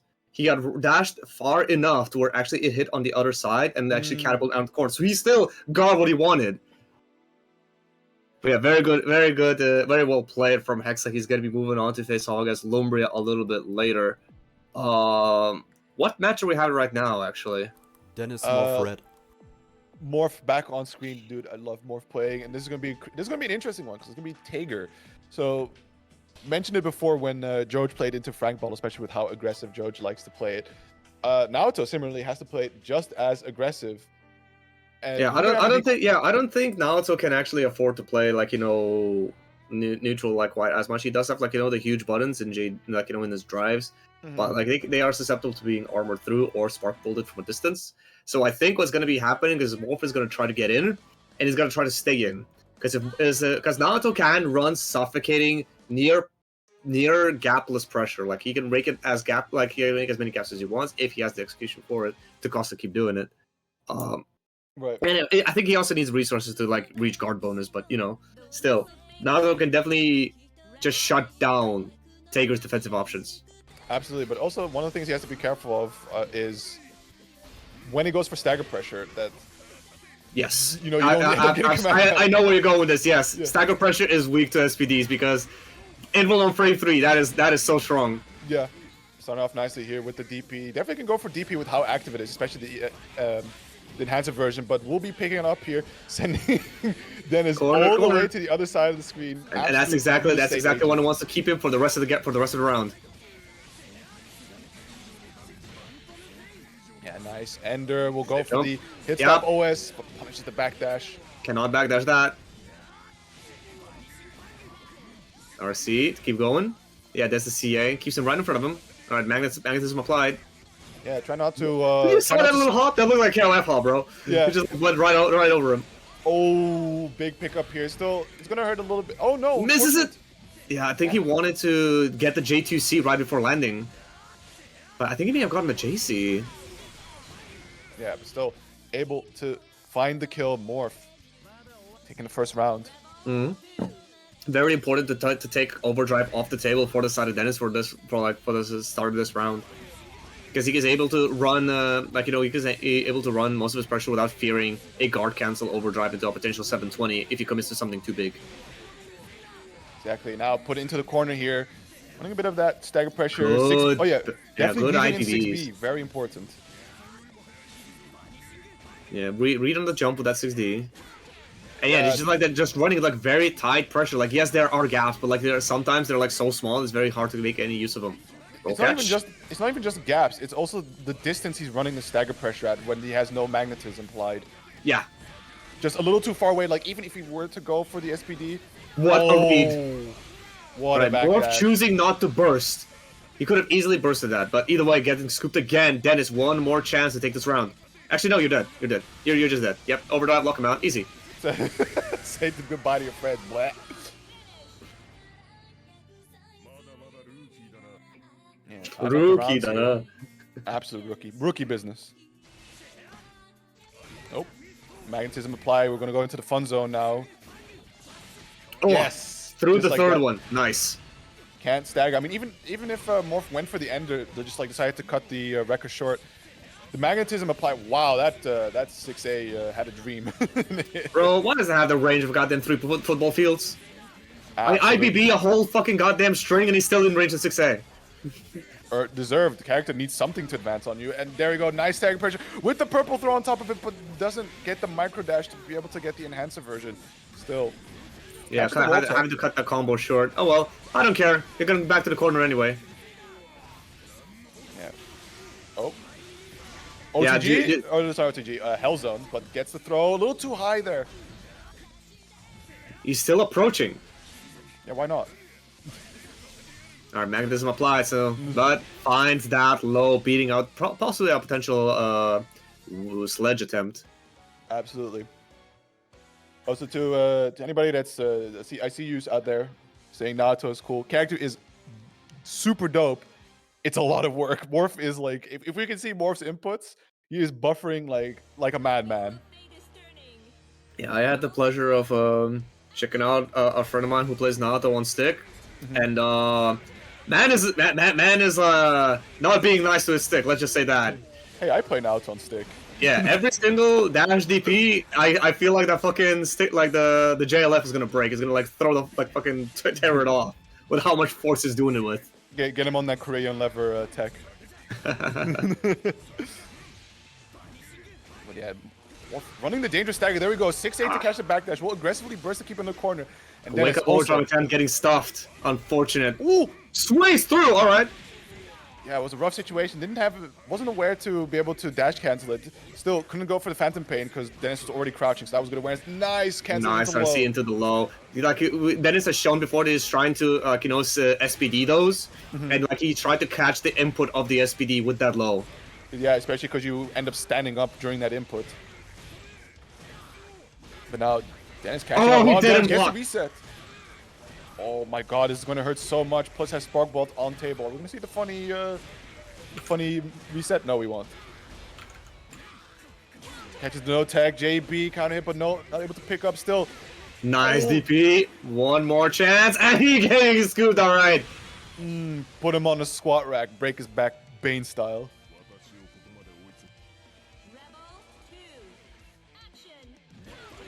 Oh, Franz Starficy working out on the side of Morph. Yeah, Right, nice little little pressure nice now, pressure. staying out distance. Barrier attempts coming out from Dennis. Wants to push him away to get the push, but that 6A is inevitable. Oh no, just doesn't Yeah, quite hit the cancel right. he drops the combo, so he actually committed into the Rekka on block, and of course Dennis getting himself a free SPD there. Yeah, I mean, the autopiloting there was just like, yeah, why would I drop this? But that's one of the pains of playing Naruto. It's so executionally demanding as a character. You end up dropping really crucial things. DPOC, let's go! Stay in his face. Yeah, nice staggers. There we go. This is the Naruto business. Not too much damage because that wasn't an enhanced DP, an enhanced Rekka. Yep. Now, RC, he built the meter. You're gonna have to He hold has all this active damage. flow. This is actually a lot. Weak Oh set! no! Takes into buns, but is lucky. Doesn't have RC to be able to kill here, so it's gonna be on a sliver of health. Swipe! He's alive! Yeah, but look at the overdrive there. It goes for the overhead. Good blocks from Valdez. Look Fuzzy! at the stick! Why he fakes the Fuzzy? He goes low instead! Not quite enough. Sager is a healthy boy. Yeah, this is a 2A starter, so it's not gonna go into a lot of damage. Still, overdrive on the table will counter assault. Magnetism applied. Oh, the and frame counters it. trap. Oh my godness. Yeah. Oh my damn. You let go of block just briefly, and I mean, you didn't respect the spark ball. You got spark absolutely. ball. I mean, you could try Swade if you were a baller. We know Morph's a baller because he swayed on the DP. But let's see Alright. who will close it out to be able to advance forward. So far, Dennis looking pretty solid with this comeback. Nice. I just realized what this palette is.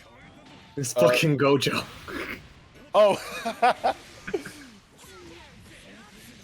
Absolutely true, but there we go. Nice damage in the overdrive state. Fortunately able to get out. Oh, and- but the slight the slight mishaps that he has during combos are just costing him because Dennis is able to sneak these SPDs in. Yeah, this is the pain of playing Naruto. You have to be always on point with all of your execution, right? All these hits. No RC. Oh, wait, RC. Late RC. Unfortunately, Spark Bolt will just let it rip, and Dennis is on set point here. Gojo Mojo.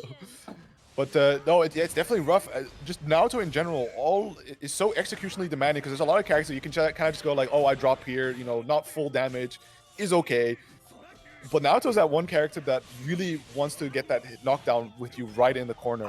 And caught asleep at the wheel and getting wedged for his troubles. Sparkball gonna be coming online for Dennis. Oh, Scoops him out of OD. This could be the decision that wins in the set. No, he actually jumped the wedge. Morph staying alive. He's not out of it yet. and Morph not dissuaded, doesn't keep it simple, goes for the nice big damage, almost getting that 3K. Let's get that stagger pressure going. Runs up nice and slow. Oh, he's out of range! No, Morph, not like this. You didn't microdash your throw. And then Definitely inputted it, but buffered it wrong. Still one more chance. One chance at life. He punishes the SPD. Wait a minute. Wait a minute. Yeah, but it's not gonna be a lot of damage. Drops the We combo. get him sledge not today. All right, Morpheus still need to make 2 good reads. But are you him? Would you lose? Starting off nicely here. No! The Emerald Tiger. Buster will close it out. Dennis takes it 2-1 over Morph. Ah, I really hope I didn't curse him by asking that question. Maybe that's our power up here in the on the commentary booth. Oh, damn, it hurts to see Morph go out like that, but that's good shit to Dennis. Gotta be moving on to lose the semis, I believe. Yeah. Yeah, absolutely. I mean, Morph cooked it real good, highlighting some of the strong points of Naruto, what makes his character super cool to play, super cool to watch also, but then also ultimately also, you know, displaying some of the pain points of this character where the execution demanded from them having to score those knockdowns, right? Having to get all those corner-to-corner conversions to be able to put them in the ideal stagger pressure situation. At some point, you know, you get a little tired, and also there's the stunt or died brain whispering in the back of every Naruto player, like, wouldn't it be so funny if you enhance a DP just like right here in neutral? It's like, you know, it's one of those things like, you know, yeah, I could do like, you know, a save jump, but I could just sway through your DP right now. It would be really funny if it worked. Absolutely. And I'm getting the notice here from Hoon, so this will be our final set before going into a 10-minute break for winners. Damn, finals. 10 minutes. You're being 10 minutes. generous. Yeah, that's going to be a long pee break. Anyways, Hexanoid versus Lumbria. We'll see what Hexanoid has cooked up, because they're going to have to... yeah, it's going to be interesting, because I think Izanami can kind of wedge her way through with the use of droplets through these projectiles.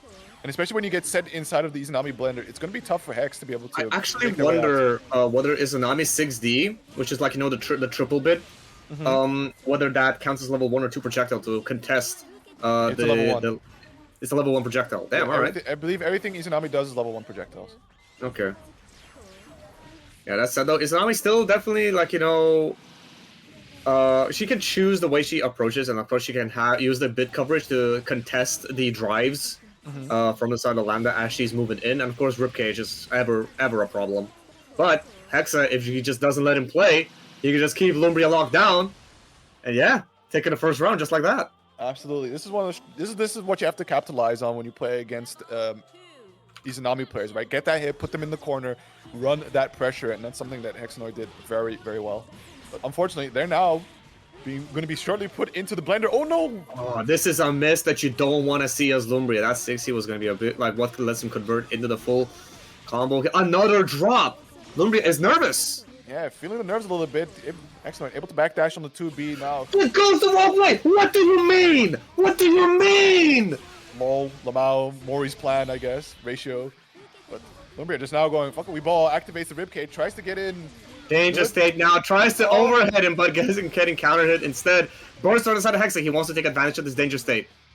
Yeah, they're trying to get their way in, sending out this, you know, it's gonna be quite the hill for them to come back from, but... What? Can I just say, I don't know if that 5D was just autopilot or the real of the goddamn lifetime. Lumbria was all the way up there in the sky, and he just hit 5D to cover the space in front of him because he was expecting a slide?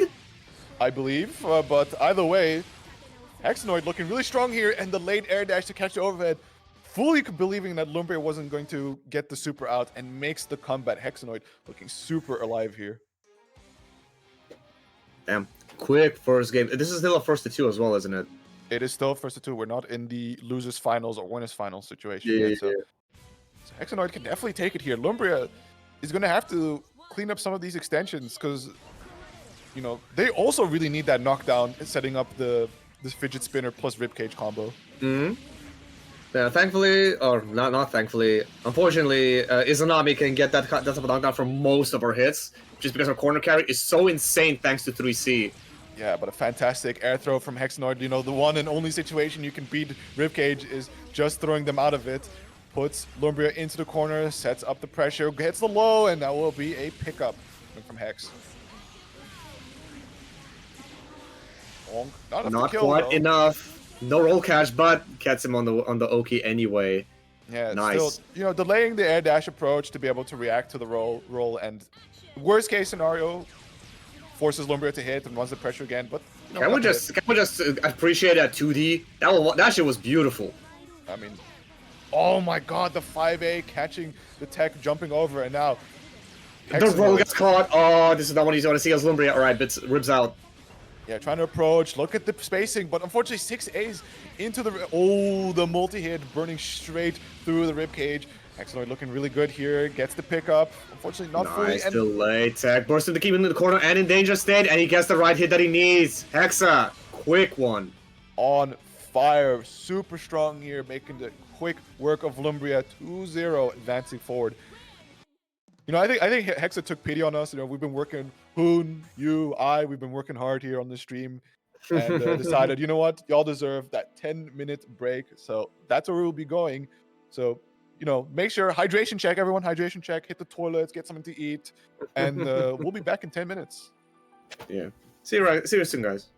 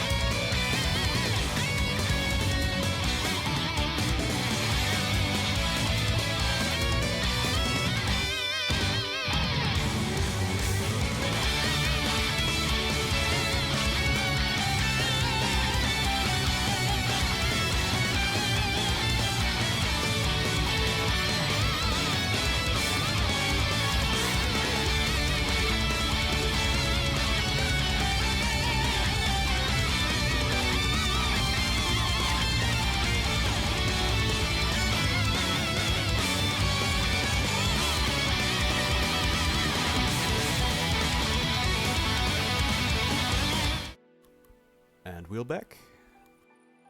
Hello, back. Twice! Oh my god! What's up, guys? We're back!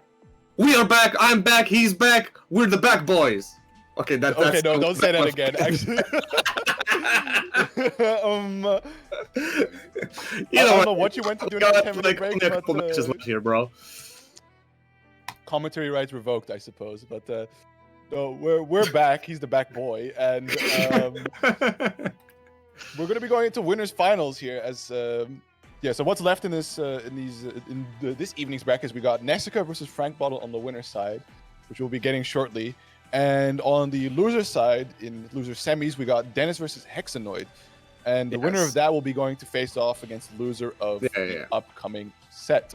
So now that we're in the final stretch of the tournament, everything's gonna be first to 3. We're gonna giving the players a little bit more time. Almost everything. Loser finals is also first to 3. Loser semis isn't. Oh, loser I fucked up. Either way, yeah, this match is gonna be first to 3. Oh, actually, they're all pulling up to the lobby as well. Really nice. I respect that. Hexa, pass please though.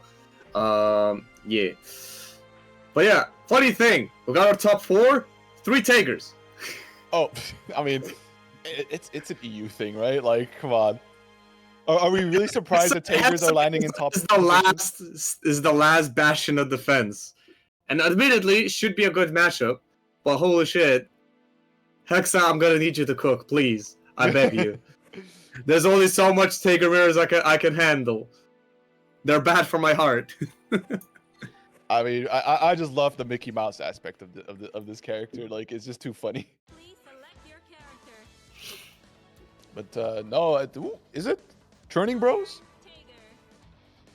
Yeah, it is Churning Bros. Nessica is able to bust out any other character because he plays like more than half the roster at this point. But I think honestly, I believe he puts it on the table first. Like, do you want to play the Churning Bros matchup? Because you know, he does have matchups that he knows how to play that are much better into Tager than just Tager itself. Yeah, and I honestly don't think Nessica minds that much.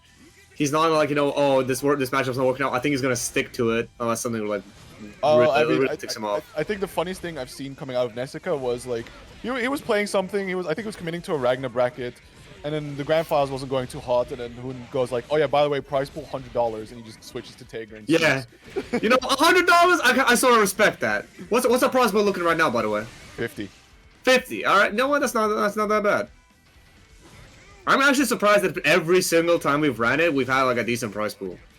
Like, all right. Yeah, we don't even have a button. What does it take to get a button on Match Arena?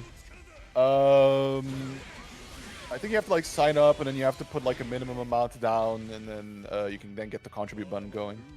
But we need consistency first. I mean, we've consistently had over 50 fucking euros every time. No, I think also just like brackets. But anyways, it's Nessica that takes the first round, but Frank Bottle now finding the lead here early on. Only a little lead, but lead nonetheless. Woo! Block. Both Tagers magnetized. Good magnet. Yeah, Tager knows. Sorry, Nessica knows it too. Yeah, I'll go for the Spark Bolt, but it's going to be blocked. And all right, jump over Emerald. I like it. What's the Oki? Jump back, JD. Cool Oki. Magnetism. That's all we care about.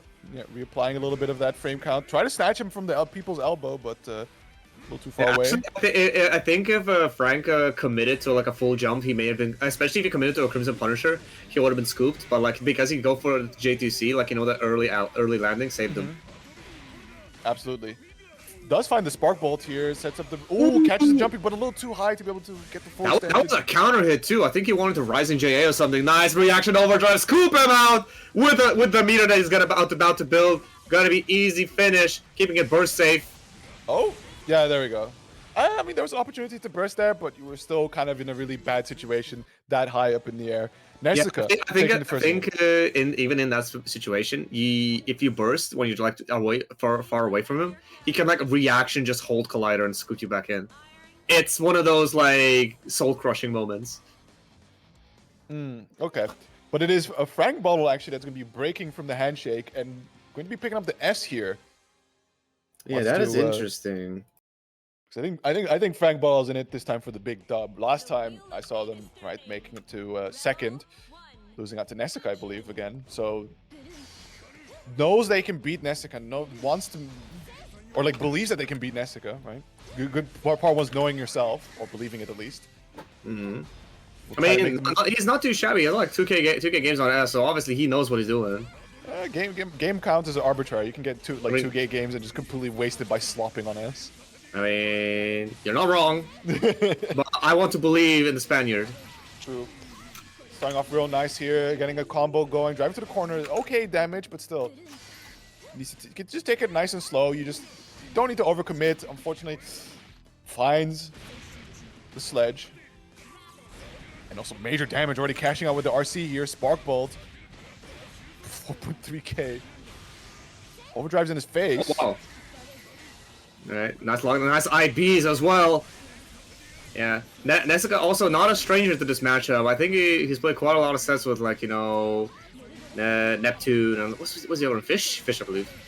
Either way, what I expect from Tager play, especially ones that are topping out on our brackets here, is that, you know, they understand. Ooh, was able to overdrive and just like that exceed itself. Camera through it and actually EA it for opponent, guaranteed punish, denying him the RC point. I don't think he needed the Kara. He hit the guard point of. Are you sure he hit a hard guard point? Because I'm pretty sure Nessica would have been able to RC that in that case. Unless it's like. No, he hit the guard point.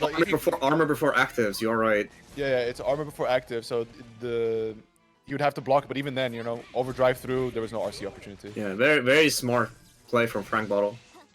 Yep. Just taking us all right, backdashing, but do have to be mindful of the Spark Bolt.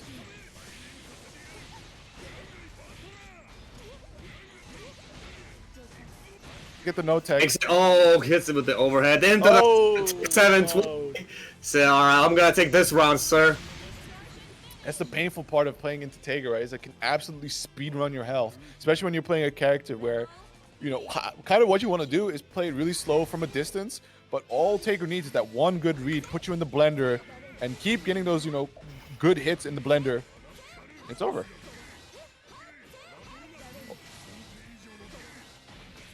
Oh, nice. Scoops him out. Realizes there was a potential for a gap there. Side switch. Oh no! He stays same side. All right, I got mixed. It's rough to tell. Keeping it nice and slow. Blocks the overhead. Tries to scoop him up, but good jump from Frank will net them a good grip of damage here. And that is something you can only know if you play. I could play either against Tagers a bunch or play as Tager. You need to understand how they think. Oh, absolutely. It's like, oh, they'll be looking for this right here. Just like that. Able to get another hit. A good chunk of damage will set up the... We got the 60 loops. Oh, DP's through. RC, I think he had the install, so didn't have to RC to be able to pick it up. Uh-oh. Alright, magnetism applied. Nessica is able to rob this one. That JD instant burst from Frank. Yeah, still, magnetism is active and... What a turn! It ends how it started. Say goodbye to your friends. Nessica 2-0 over Frank Ball. Now, this is the first to 3. Frank has one more chance. Yeah. One more game for Nessica to be able to advance on, but still... It's quite the mountain for Frank to be able to make the comeback here, right? Because not only do they have to win this game to stay alive, they have to win the next game to stay alive, and then they have to win that final third game to advance on forward. Whereas Nessica has just that opportunity to only need to win one more. Yeah, and it's also like, you know, he can just change characters now. Like, you know, if he ends up losing, it's like, all right, let's mix this up. I can play S better than you, or something like that, you know? Yeah, or I can play this character that deals into S much better than Tager.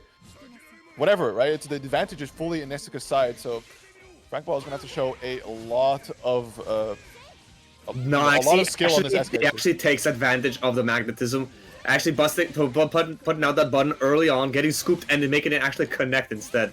Yeah, gets a nice reset, but overdriving. Oh, this steal! That would have been guaranteed 720. Yeah, but oh my god, Frank Ball just completely lucking out with the seal coming out active, being able to cover for them.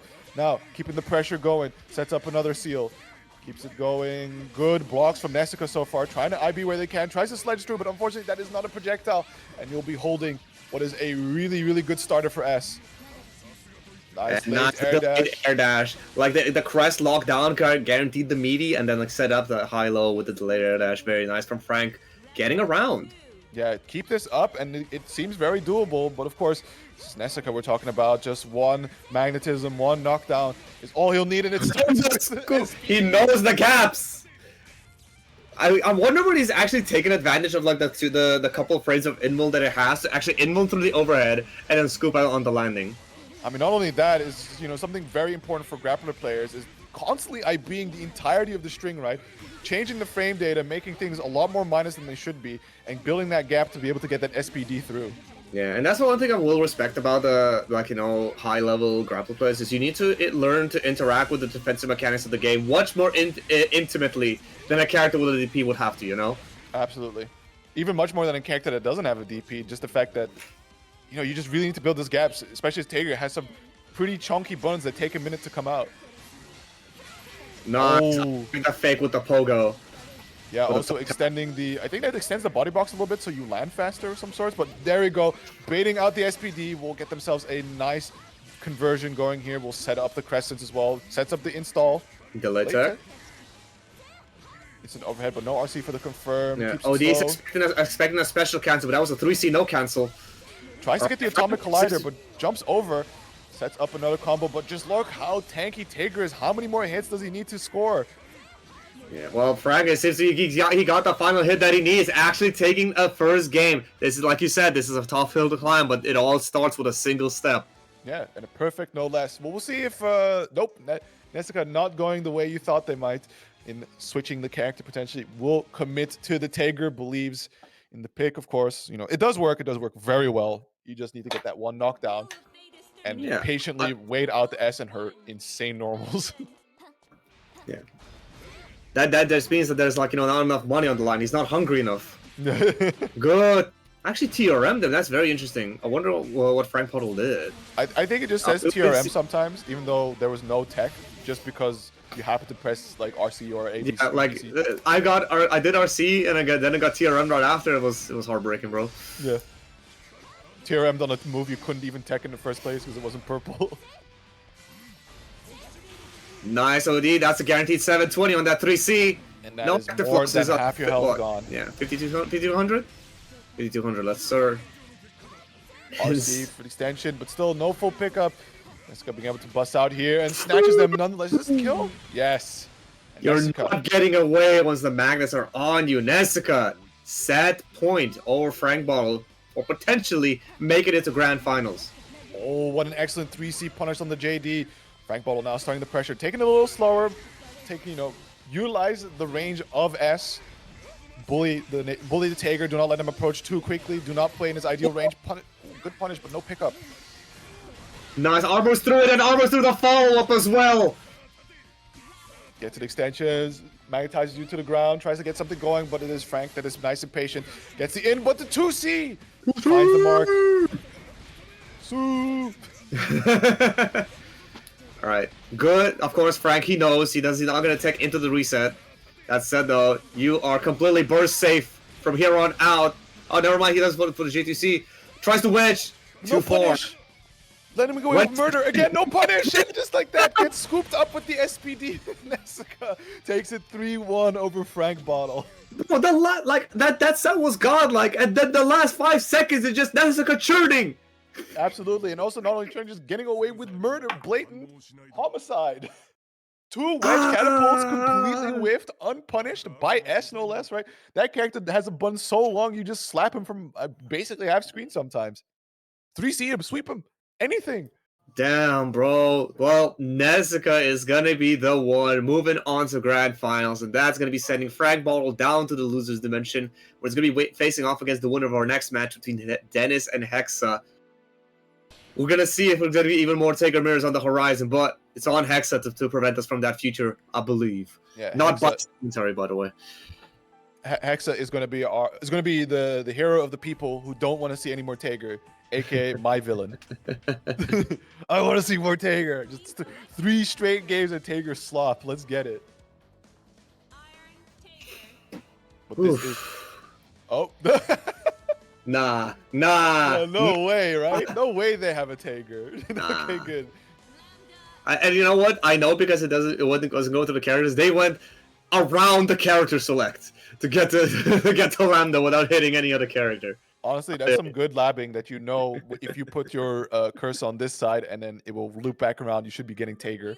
But this one's going to be a tough one because, you know, it's not quite the new level of zoning, but nonetheless, this is a character that can stay away from you and just kind of bully you at a range. Fortunately, Hexa running straight into danger gets magnetized. That said, though, Sparkle's still not on the table from the side of Dennis yet, so there's going to be some safe zoning. I think the biggest hurdle might actually be the Gravity Seed. Definitely the Gravity Seed holding back your advance, especially your Sledgehammer, but also a good burst puts him in the corner, catches them with their no-tech. Yeah, but that, like, you know, just trading bursts. Honestly, I think that type of trade is on the side of Dennis. Like, Hexa not having a burst is way more relevant than Dennis having overdrive.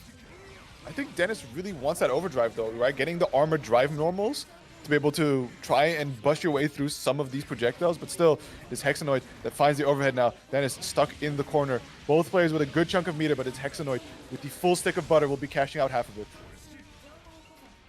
What are you gonna do? The 2C trade, we take that, and the conversion thanks to the Spark Bolt. Back in the corner you go. And the reset! What did I say? You ain't got no burst. You're not escaping this. Magnatech wheel. My God, just two solid reads. I mean, that's what you live for playing Tager, right? You just get those two hard reads. RC for the extension, do ridiculous damage, and just like that, completely rob a round away. Starting off strong with the Beast Sledge kind of hit. Oh, the meaty JB. Nice backdash though. Yeah, try to bait something. I'm not quite sure. Maybe thought the burst would come back online with that hit, but never mind. We'll be getting the throw here. Nice pickup here from Hexanoid. We'll attempt to drive Dennis towards the corner. Oh, nice delayed air dash. Yeah, it's gonna be a good bit of damage, but unfortunately, same situation as Frank Bottle being playing as Tager, a healthy boy. There's gonna be a lot of hits you're gonna have to score to. Yeah, I think Hexa still needs 2 hits. This active flow is gonna help with that. Nice. Oh. You can cancel the Rekka into the Hexagon Nail, baiting that SPD. The Hexagon Nail. But yes, driven all the way to the corner, sets up the Legacy Edge. Babylon, and that's gonna be an easy punish for Hexa. I love the choice of options that they represented in the very end there. Like, you know, do the whiff cancel into the Hexagon Nail, and then, like, you know, the Gate of Babylon to actually, like, lock him down and, like, apply safe pressure. Oh yeah, absolutely. But now starting off strong with what the Murokomas could be good for. Unfortunately, does end up running right into the range, but finds the overhead. That was quite the risk. I think I would have liked to just see lame zoning for a while, but that's not the way that Hexanoid rolls. Just like that, they score another hit. Alright, quiet that hot dog. Okay, that's the Spark Bolt. Hype dog, let's go. Oh my God, from there? Still in the recovery of Spy Chaser. What? Goodness. Oh, the 2-2D working out. Getting the throw, not quite enough, and Dennis has burst available. He's actually coming up to act the flow himself. Robbery factor is increasing. Oh no, the drop, yeah, it instantly burst. This is fucked up. He overdrives through it. No 720, but this should still be enough for a kill. Should he not drop? I mean, he could just double RC, but is opting for just to go for the super cash out. With that, Dennis takes the first game. And this is only a 1-2, right? So Hexanoid is going to have to win the next one. Otherwise, Dennis moves on to face off against Frank Bottle. Damn. You're so right. I do like see that's ultimately the downside of playing Lambda over a character like Nu into Tager. A lot of her kit does revolve around ultimately running in their face and getting the mix going. Yeah. That said, though, on the flip side, you know, actual reversals and whatnot. Like, Nu does have one of the strongest reversals in the game, but it's so expensive because it has to be an overdrive super. Like, you know, meanwhile, Lambda at least has, like, a meterless one and, like, a pretty decent metered one. Yep. But so far, you know, keeping a little bit of that zoning gameplay going, has a life lead. You do not need to overextend. Damn, that sledge went so far despite being in the Gravity Seed. Oh! Wow. Wow, despite getting hit, still right. Absolutely churning here, Dennis. RC for the extension. I don't care. Nice. I'm gonna go into the corner, set up a Spike Chaser. Yeah, needs to be Oh, careful he for the misses sledge, right? But still, Dennis opting to just block it out. Also, no spike chaser coming out from Hexanoid. They do get the hit, but unfortunately, God, these fumbles on the side of Hexa are giving Dennis the opportunities that he needs. yeah, Try to hard burst bait bait? from Dennis here there, but Whoa! that's an interaction. Very, That's nice from Magnus, Hexanoid. baby. That's magnetism. God, I love magnetism. Just makes for the craziest shit on screen. Excellent anti-air from Hexanoid, driving Dennis all the way to the corner. Will be netting themselves a good chunk of damage, and also Spike chaser catching the lands. no-tech. Yeah, interesting. I mean, you do have to, like, you know, represent multiple wake-up options to try and throw off. What? That actually works? Absolutely, right? If you can buffer that just perfectly, right? I think it's like 32 frames of in recovery from emergency tech, and then getting that frame 1 sledgehammer, which is frame 1 projectile in form. You can just slap straight through the spike chaser. That's crazy, the fact that it worked, that Dennis is being rewarded handsomely for it. Absolutely, and catches the exit nail on top of it. This is going to be very much death, barring any uncharacteristic drops out of Dennis. But yeah, Hexa has been a bit belligerent with it. I guess he's been very 2-2D happy and like actually getting called out for it from Dennis. And I wonder if he's gonna pump the brakes on it or he's gonna keep doing it because like you're not gonna bait it twice. We will see. We will see. But, you know, Hexanoid is going to have to make this one work because Dennis is on set point. If they want to stay alive, good throw. Keep driving them to the corner, barring any other characteristic drops. Setting up the projectile, okay, but they do have to be careful, right? Dennis Yeah, has represented that sledge just like that. It was B sledge. He expected the bait, delayed it. Nice jump. No punish. I was getting scooped anyway. Burst this back, the one from the side of Hexa. You got one more lifeline. Alright, you're just gonna cash in this damage. Probably potentially looking at Wake Up Overdrive. Oh, the no tag, trying to hard bait the person. Oh! What? This is actually massive for Hexa. This is exactly what he needed because now Dennis cannot like deny his one read. He misses it. Oh my god. CA. Okay, no more 720. But he back. This one was so active. It catches the backdash, just sits there waiting for you. It's like, oh, you were gonna be over here? Sure, slap. And unfortunately, Hexanoid will have to leave the bracket. They did play it very well, but it is ultimately Dennis that overcomes them. Damn. That is heartbreaking to see it go out like that. I'm pretty sure that Sparkle was just in there with a little bit of a delay anyway. It just worked out in Dennis's favor that it did end up catching the backdash. Well, it's gonna be Dennis, Frank, and Nessica left in the tournament. Dennis versus Frank coming in just right now. It's gonna be a lot of Tigers on the screen in the next 20 minutes. I can tell you that. It's gonna be quite the experience. Also, before we while we're reminiscing on Hexanoid, right? There's a really funny interaction with the Murokumos versus Tager Sledgehammer or Sledge in that 5C is a projectile. So he just slaps you through that. The rest aren't, right? So if you get the fattest, like hardest read, you are in there, the brainstem, right? Just like vacationing in their cerebral cortex, and you go for that Sledgehammer when they go for 5C, you end up just clapping them right through. It's crazy. But anyways, Tager Mirror, probably followed by Tager Mirror, we will see. Frank Bottle versus Dennis. We already saw these guys fight a little bit earlier. Frank ended up taking it over Dennis, I believe 2-0, correct? Yes. Well, yeah, that was still such a close game, and of course the difference that we saw between them two is that Frank Bottle was taking advantage of that magnetism backdash. Yeah, absolutely, using the invuln frames of the backdash and the interaction of magnetism, pulling him towards the opponent to just approach with massive invuln frames. Yeah, let's see how Dennis adjusts. Yeah, he's had a couple of games. He's got to see how Nessica does it. You know, maybe let's see if he tries applying it himself. Yeah, magnetism on both players, gets the JD, but no conversion. Does RC the 2D, and that will be a burst from Frank Ball. Doesn't want to see where this combo goes. Nice. Get up, way a bit into the 6B to beat the 2D with the foot in. Very nice. Oh, sadly he doesn't swing into the wedge. Yeah. Too active, borderline anti-air here. It's going to, oh no, misses the link there. Still has control over. Yep. The way on 720 is hilarious. Like what, this button whiffed? Surely there won't be a super command grab following.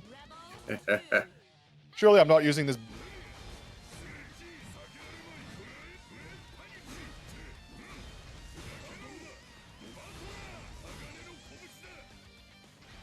So magnetism applied on Dennis. Similarly, applying it now onto Frank Bottle, and just like that, wedge. Yeah, you committed to a 5C. Guess what? I just happened to be churning right there. Too bad. Too bad. Oh, dang it. Oh, nice armor on the Sparble, getting the punish with that 6A. Yep, and 2D hits low. It's a foot move, so we'll absolutely beat out the 6A.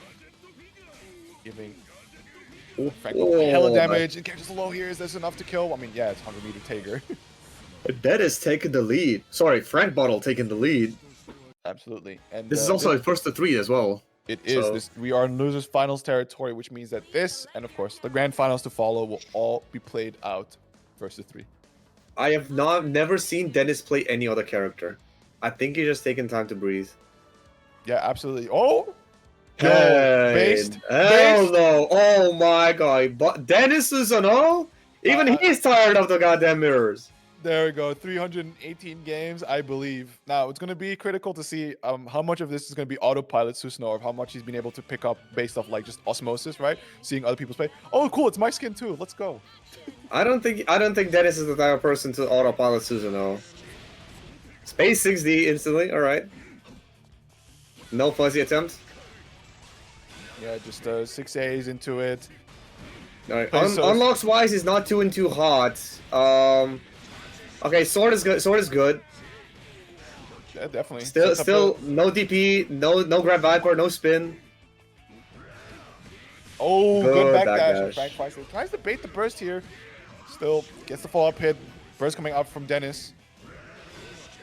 Alright, you gotta watch out for these SPDs in the middle of your string. Oh, he uses the mechanism into his advantage. Very nice. With the Grand Viper unlock, gonna be able to get that launch. Oh, didn't. Blocking. I think he was churning. Wait, did he taunt? Yeah, he just taunted and got J2 seed. Dennis, what are we? That is actually another thing. Susanoo's 5A is such a stop sign button. He might be able to beat out a lot of Tager's options with it. So Susanoo's pick has been working out. Yeah, it is massively disjointed. That button is ridiculous. Absolutely. And so far, the Susanoo is working. We haven't seen anything like that's too, advanced Susanoo level yet, which is just funny how doomed this matchup is a bit. The counter hit 3C into nothing. Oh, was he expecting a burst? Pushed himself forward, just extending the hurt box a little bit, catching the non-magnetized SPD. Now, stuck in the blender. No DP unlocked here for Dennis. We'll have to hold all this pressure. Whoa, that is a...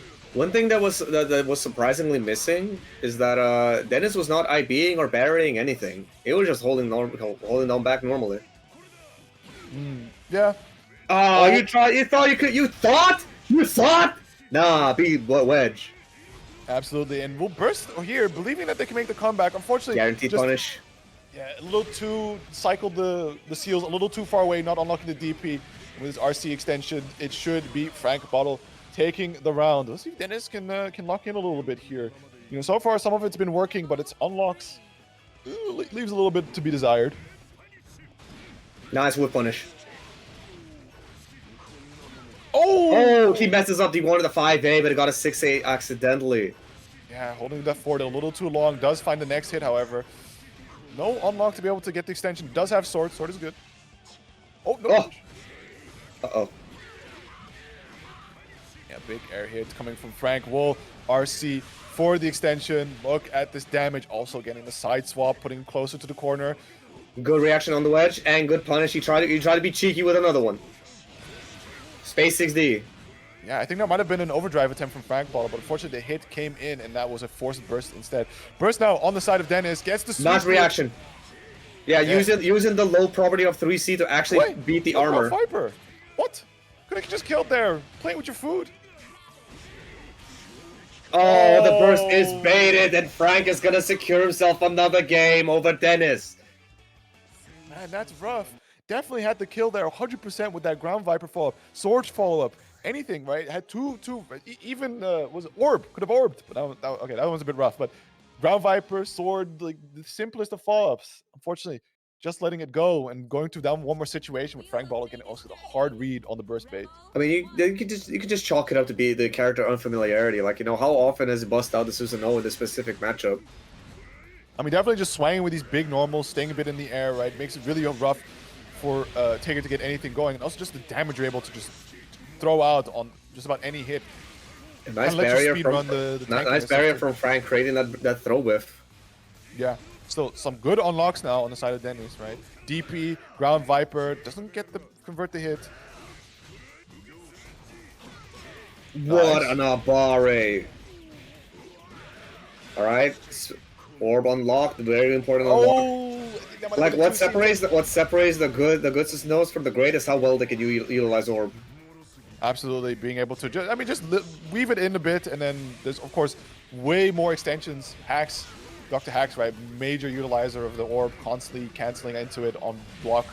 Just like that goes for another Ground Viper Double block. Grand Viper. Frank was not ready. I mean, when you have RC, just let it rip, right? You get close to them, you throw it. It is a low, so it's technically a mix-up. You can also RC it late for either a green throw or an JA. With 6B advance, getting the hit. Could have gotten an unlock there, but still nothing quite yet. Is it? Ooh! You thought? Wedge is fully invulnerable, sir. Yeah, unfortunately, he's gonna have to hold all of this, put back into the corner that he was just chucked out from. Running the pressure, the magnetism, pushing him back, gets the RC the extension. sledge RC 2B, it gets everyone. Yeah, cashing out some good damage here. Spark Bolt on deck, Burst Overdrive on deck. And also no unlocks for the side of Dennis. This is going to be looking real left, but finds the Abare. Still no unlocks, and Yeah, that that's is a painful move to be overdrived. Yeah, coming into a 5B, 5C. I mean, Dennis is not worse than this. Like, you know, the round was already so difficult to win from that type of situation. Just take your chances. You took his overdrive for a little bit. You take solace in that. Absolutely. Oh, he tried to whip punish it, but the range was simply too great. Wake up 3C, that's one hell of a move, but unfortunately it gets pulled in because magnetism is active and is just sitting there on the cursor, hovering over the DP seal. So tantalizing, but Frank Bottle keeping him locked down. No unlocks, gets the counter hit. Is it enough? No. Ooh, drops unfortunately, but still. Pulls him back in another Oh SPD. no, not quite enough, but this is the last chance for Dennis. Right, Sparkle was respected.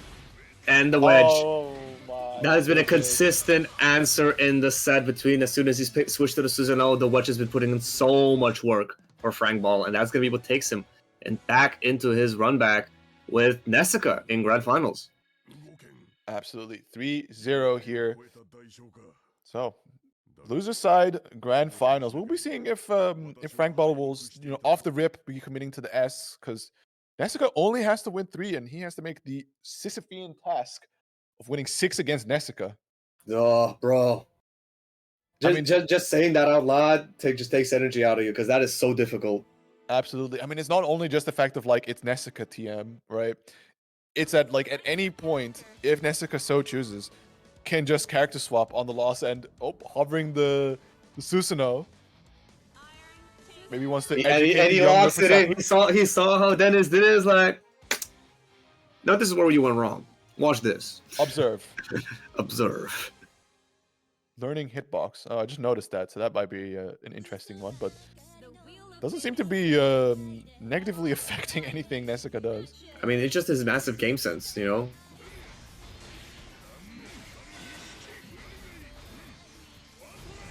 Tension. Woo. Is it me or this game feel on fast forward? Maybe, but it's yeah, so far, yeah, back up, shoot him with the gun. What can his character do? Has Spark Bolt on deck though, but goes low. Nice. On it. Ooh, Miss no, on the looking DP, giving Frank Bottle a chance. DP RC is available for Nessica. Keep in mind, right, the same interaction with what I explained earlier in the bracket of Hawkman being able to go through projectiles. If Frank Bottle is that guy, he can slide straight through DP. Oof.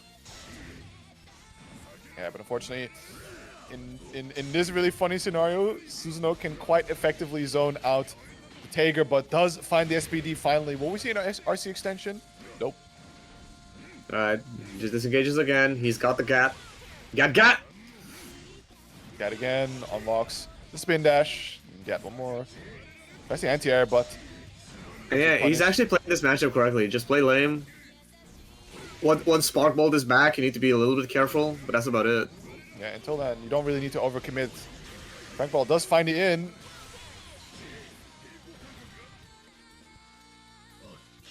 But okay with that. But, you know, Neska committing overdrive to be able to close it out. Yeah, I mean, all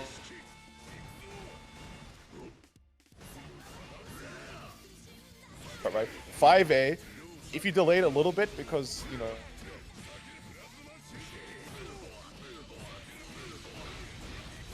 delay 5B punish from distance. oh, he tried to backdash, but no punish on the side of Frank Bottle, but he does get a scoop. Yep, looking good here. Put Just him in the two vortex, get more the hit. is all he needs. Nice, the low. RC2B gets even the best of him. Oh, Burst Neska from burst here. Neska, hero burst. He just wedges through the sword. Neska gave away one of his strongest tools for the final round. Absolutely wiling, and Frank Bottle now quite happy. No low, actually next to no burst on the side of Neska, but let's find the 5B. Keeps it nice and simple, no crush trigger to be able to extend, blocks the overheads. It's a low, but crush trigger just hitting raw. Nice, Yes. anti-air. Oh, try to pick up with a 2A, but a bit too low. Oh Nice my dash God. of 2A. Wait, that's the 2A beat armor? Yeah, it's not a low, but it's a foot property. That's what I see. Good block, blocks. but that was spaced. Yeah, nice and plus, and just 5A looking him dead in the eye and catches.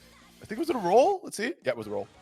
Yeah, Neska Interesting. taking that first game with a Susanoo, potentially showing that he can run away with it.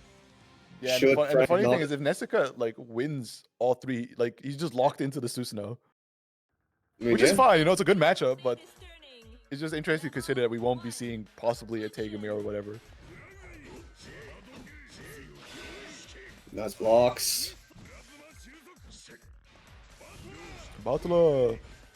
Yeah, just keep it nice and lame. Gets a sweep. Goes for the 4D unlock on the ground Viper.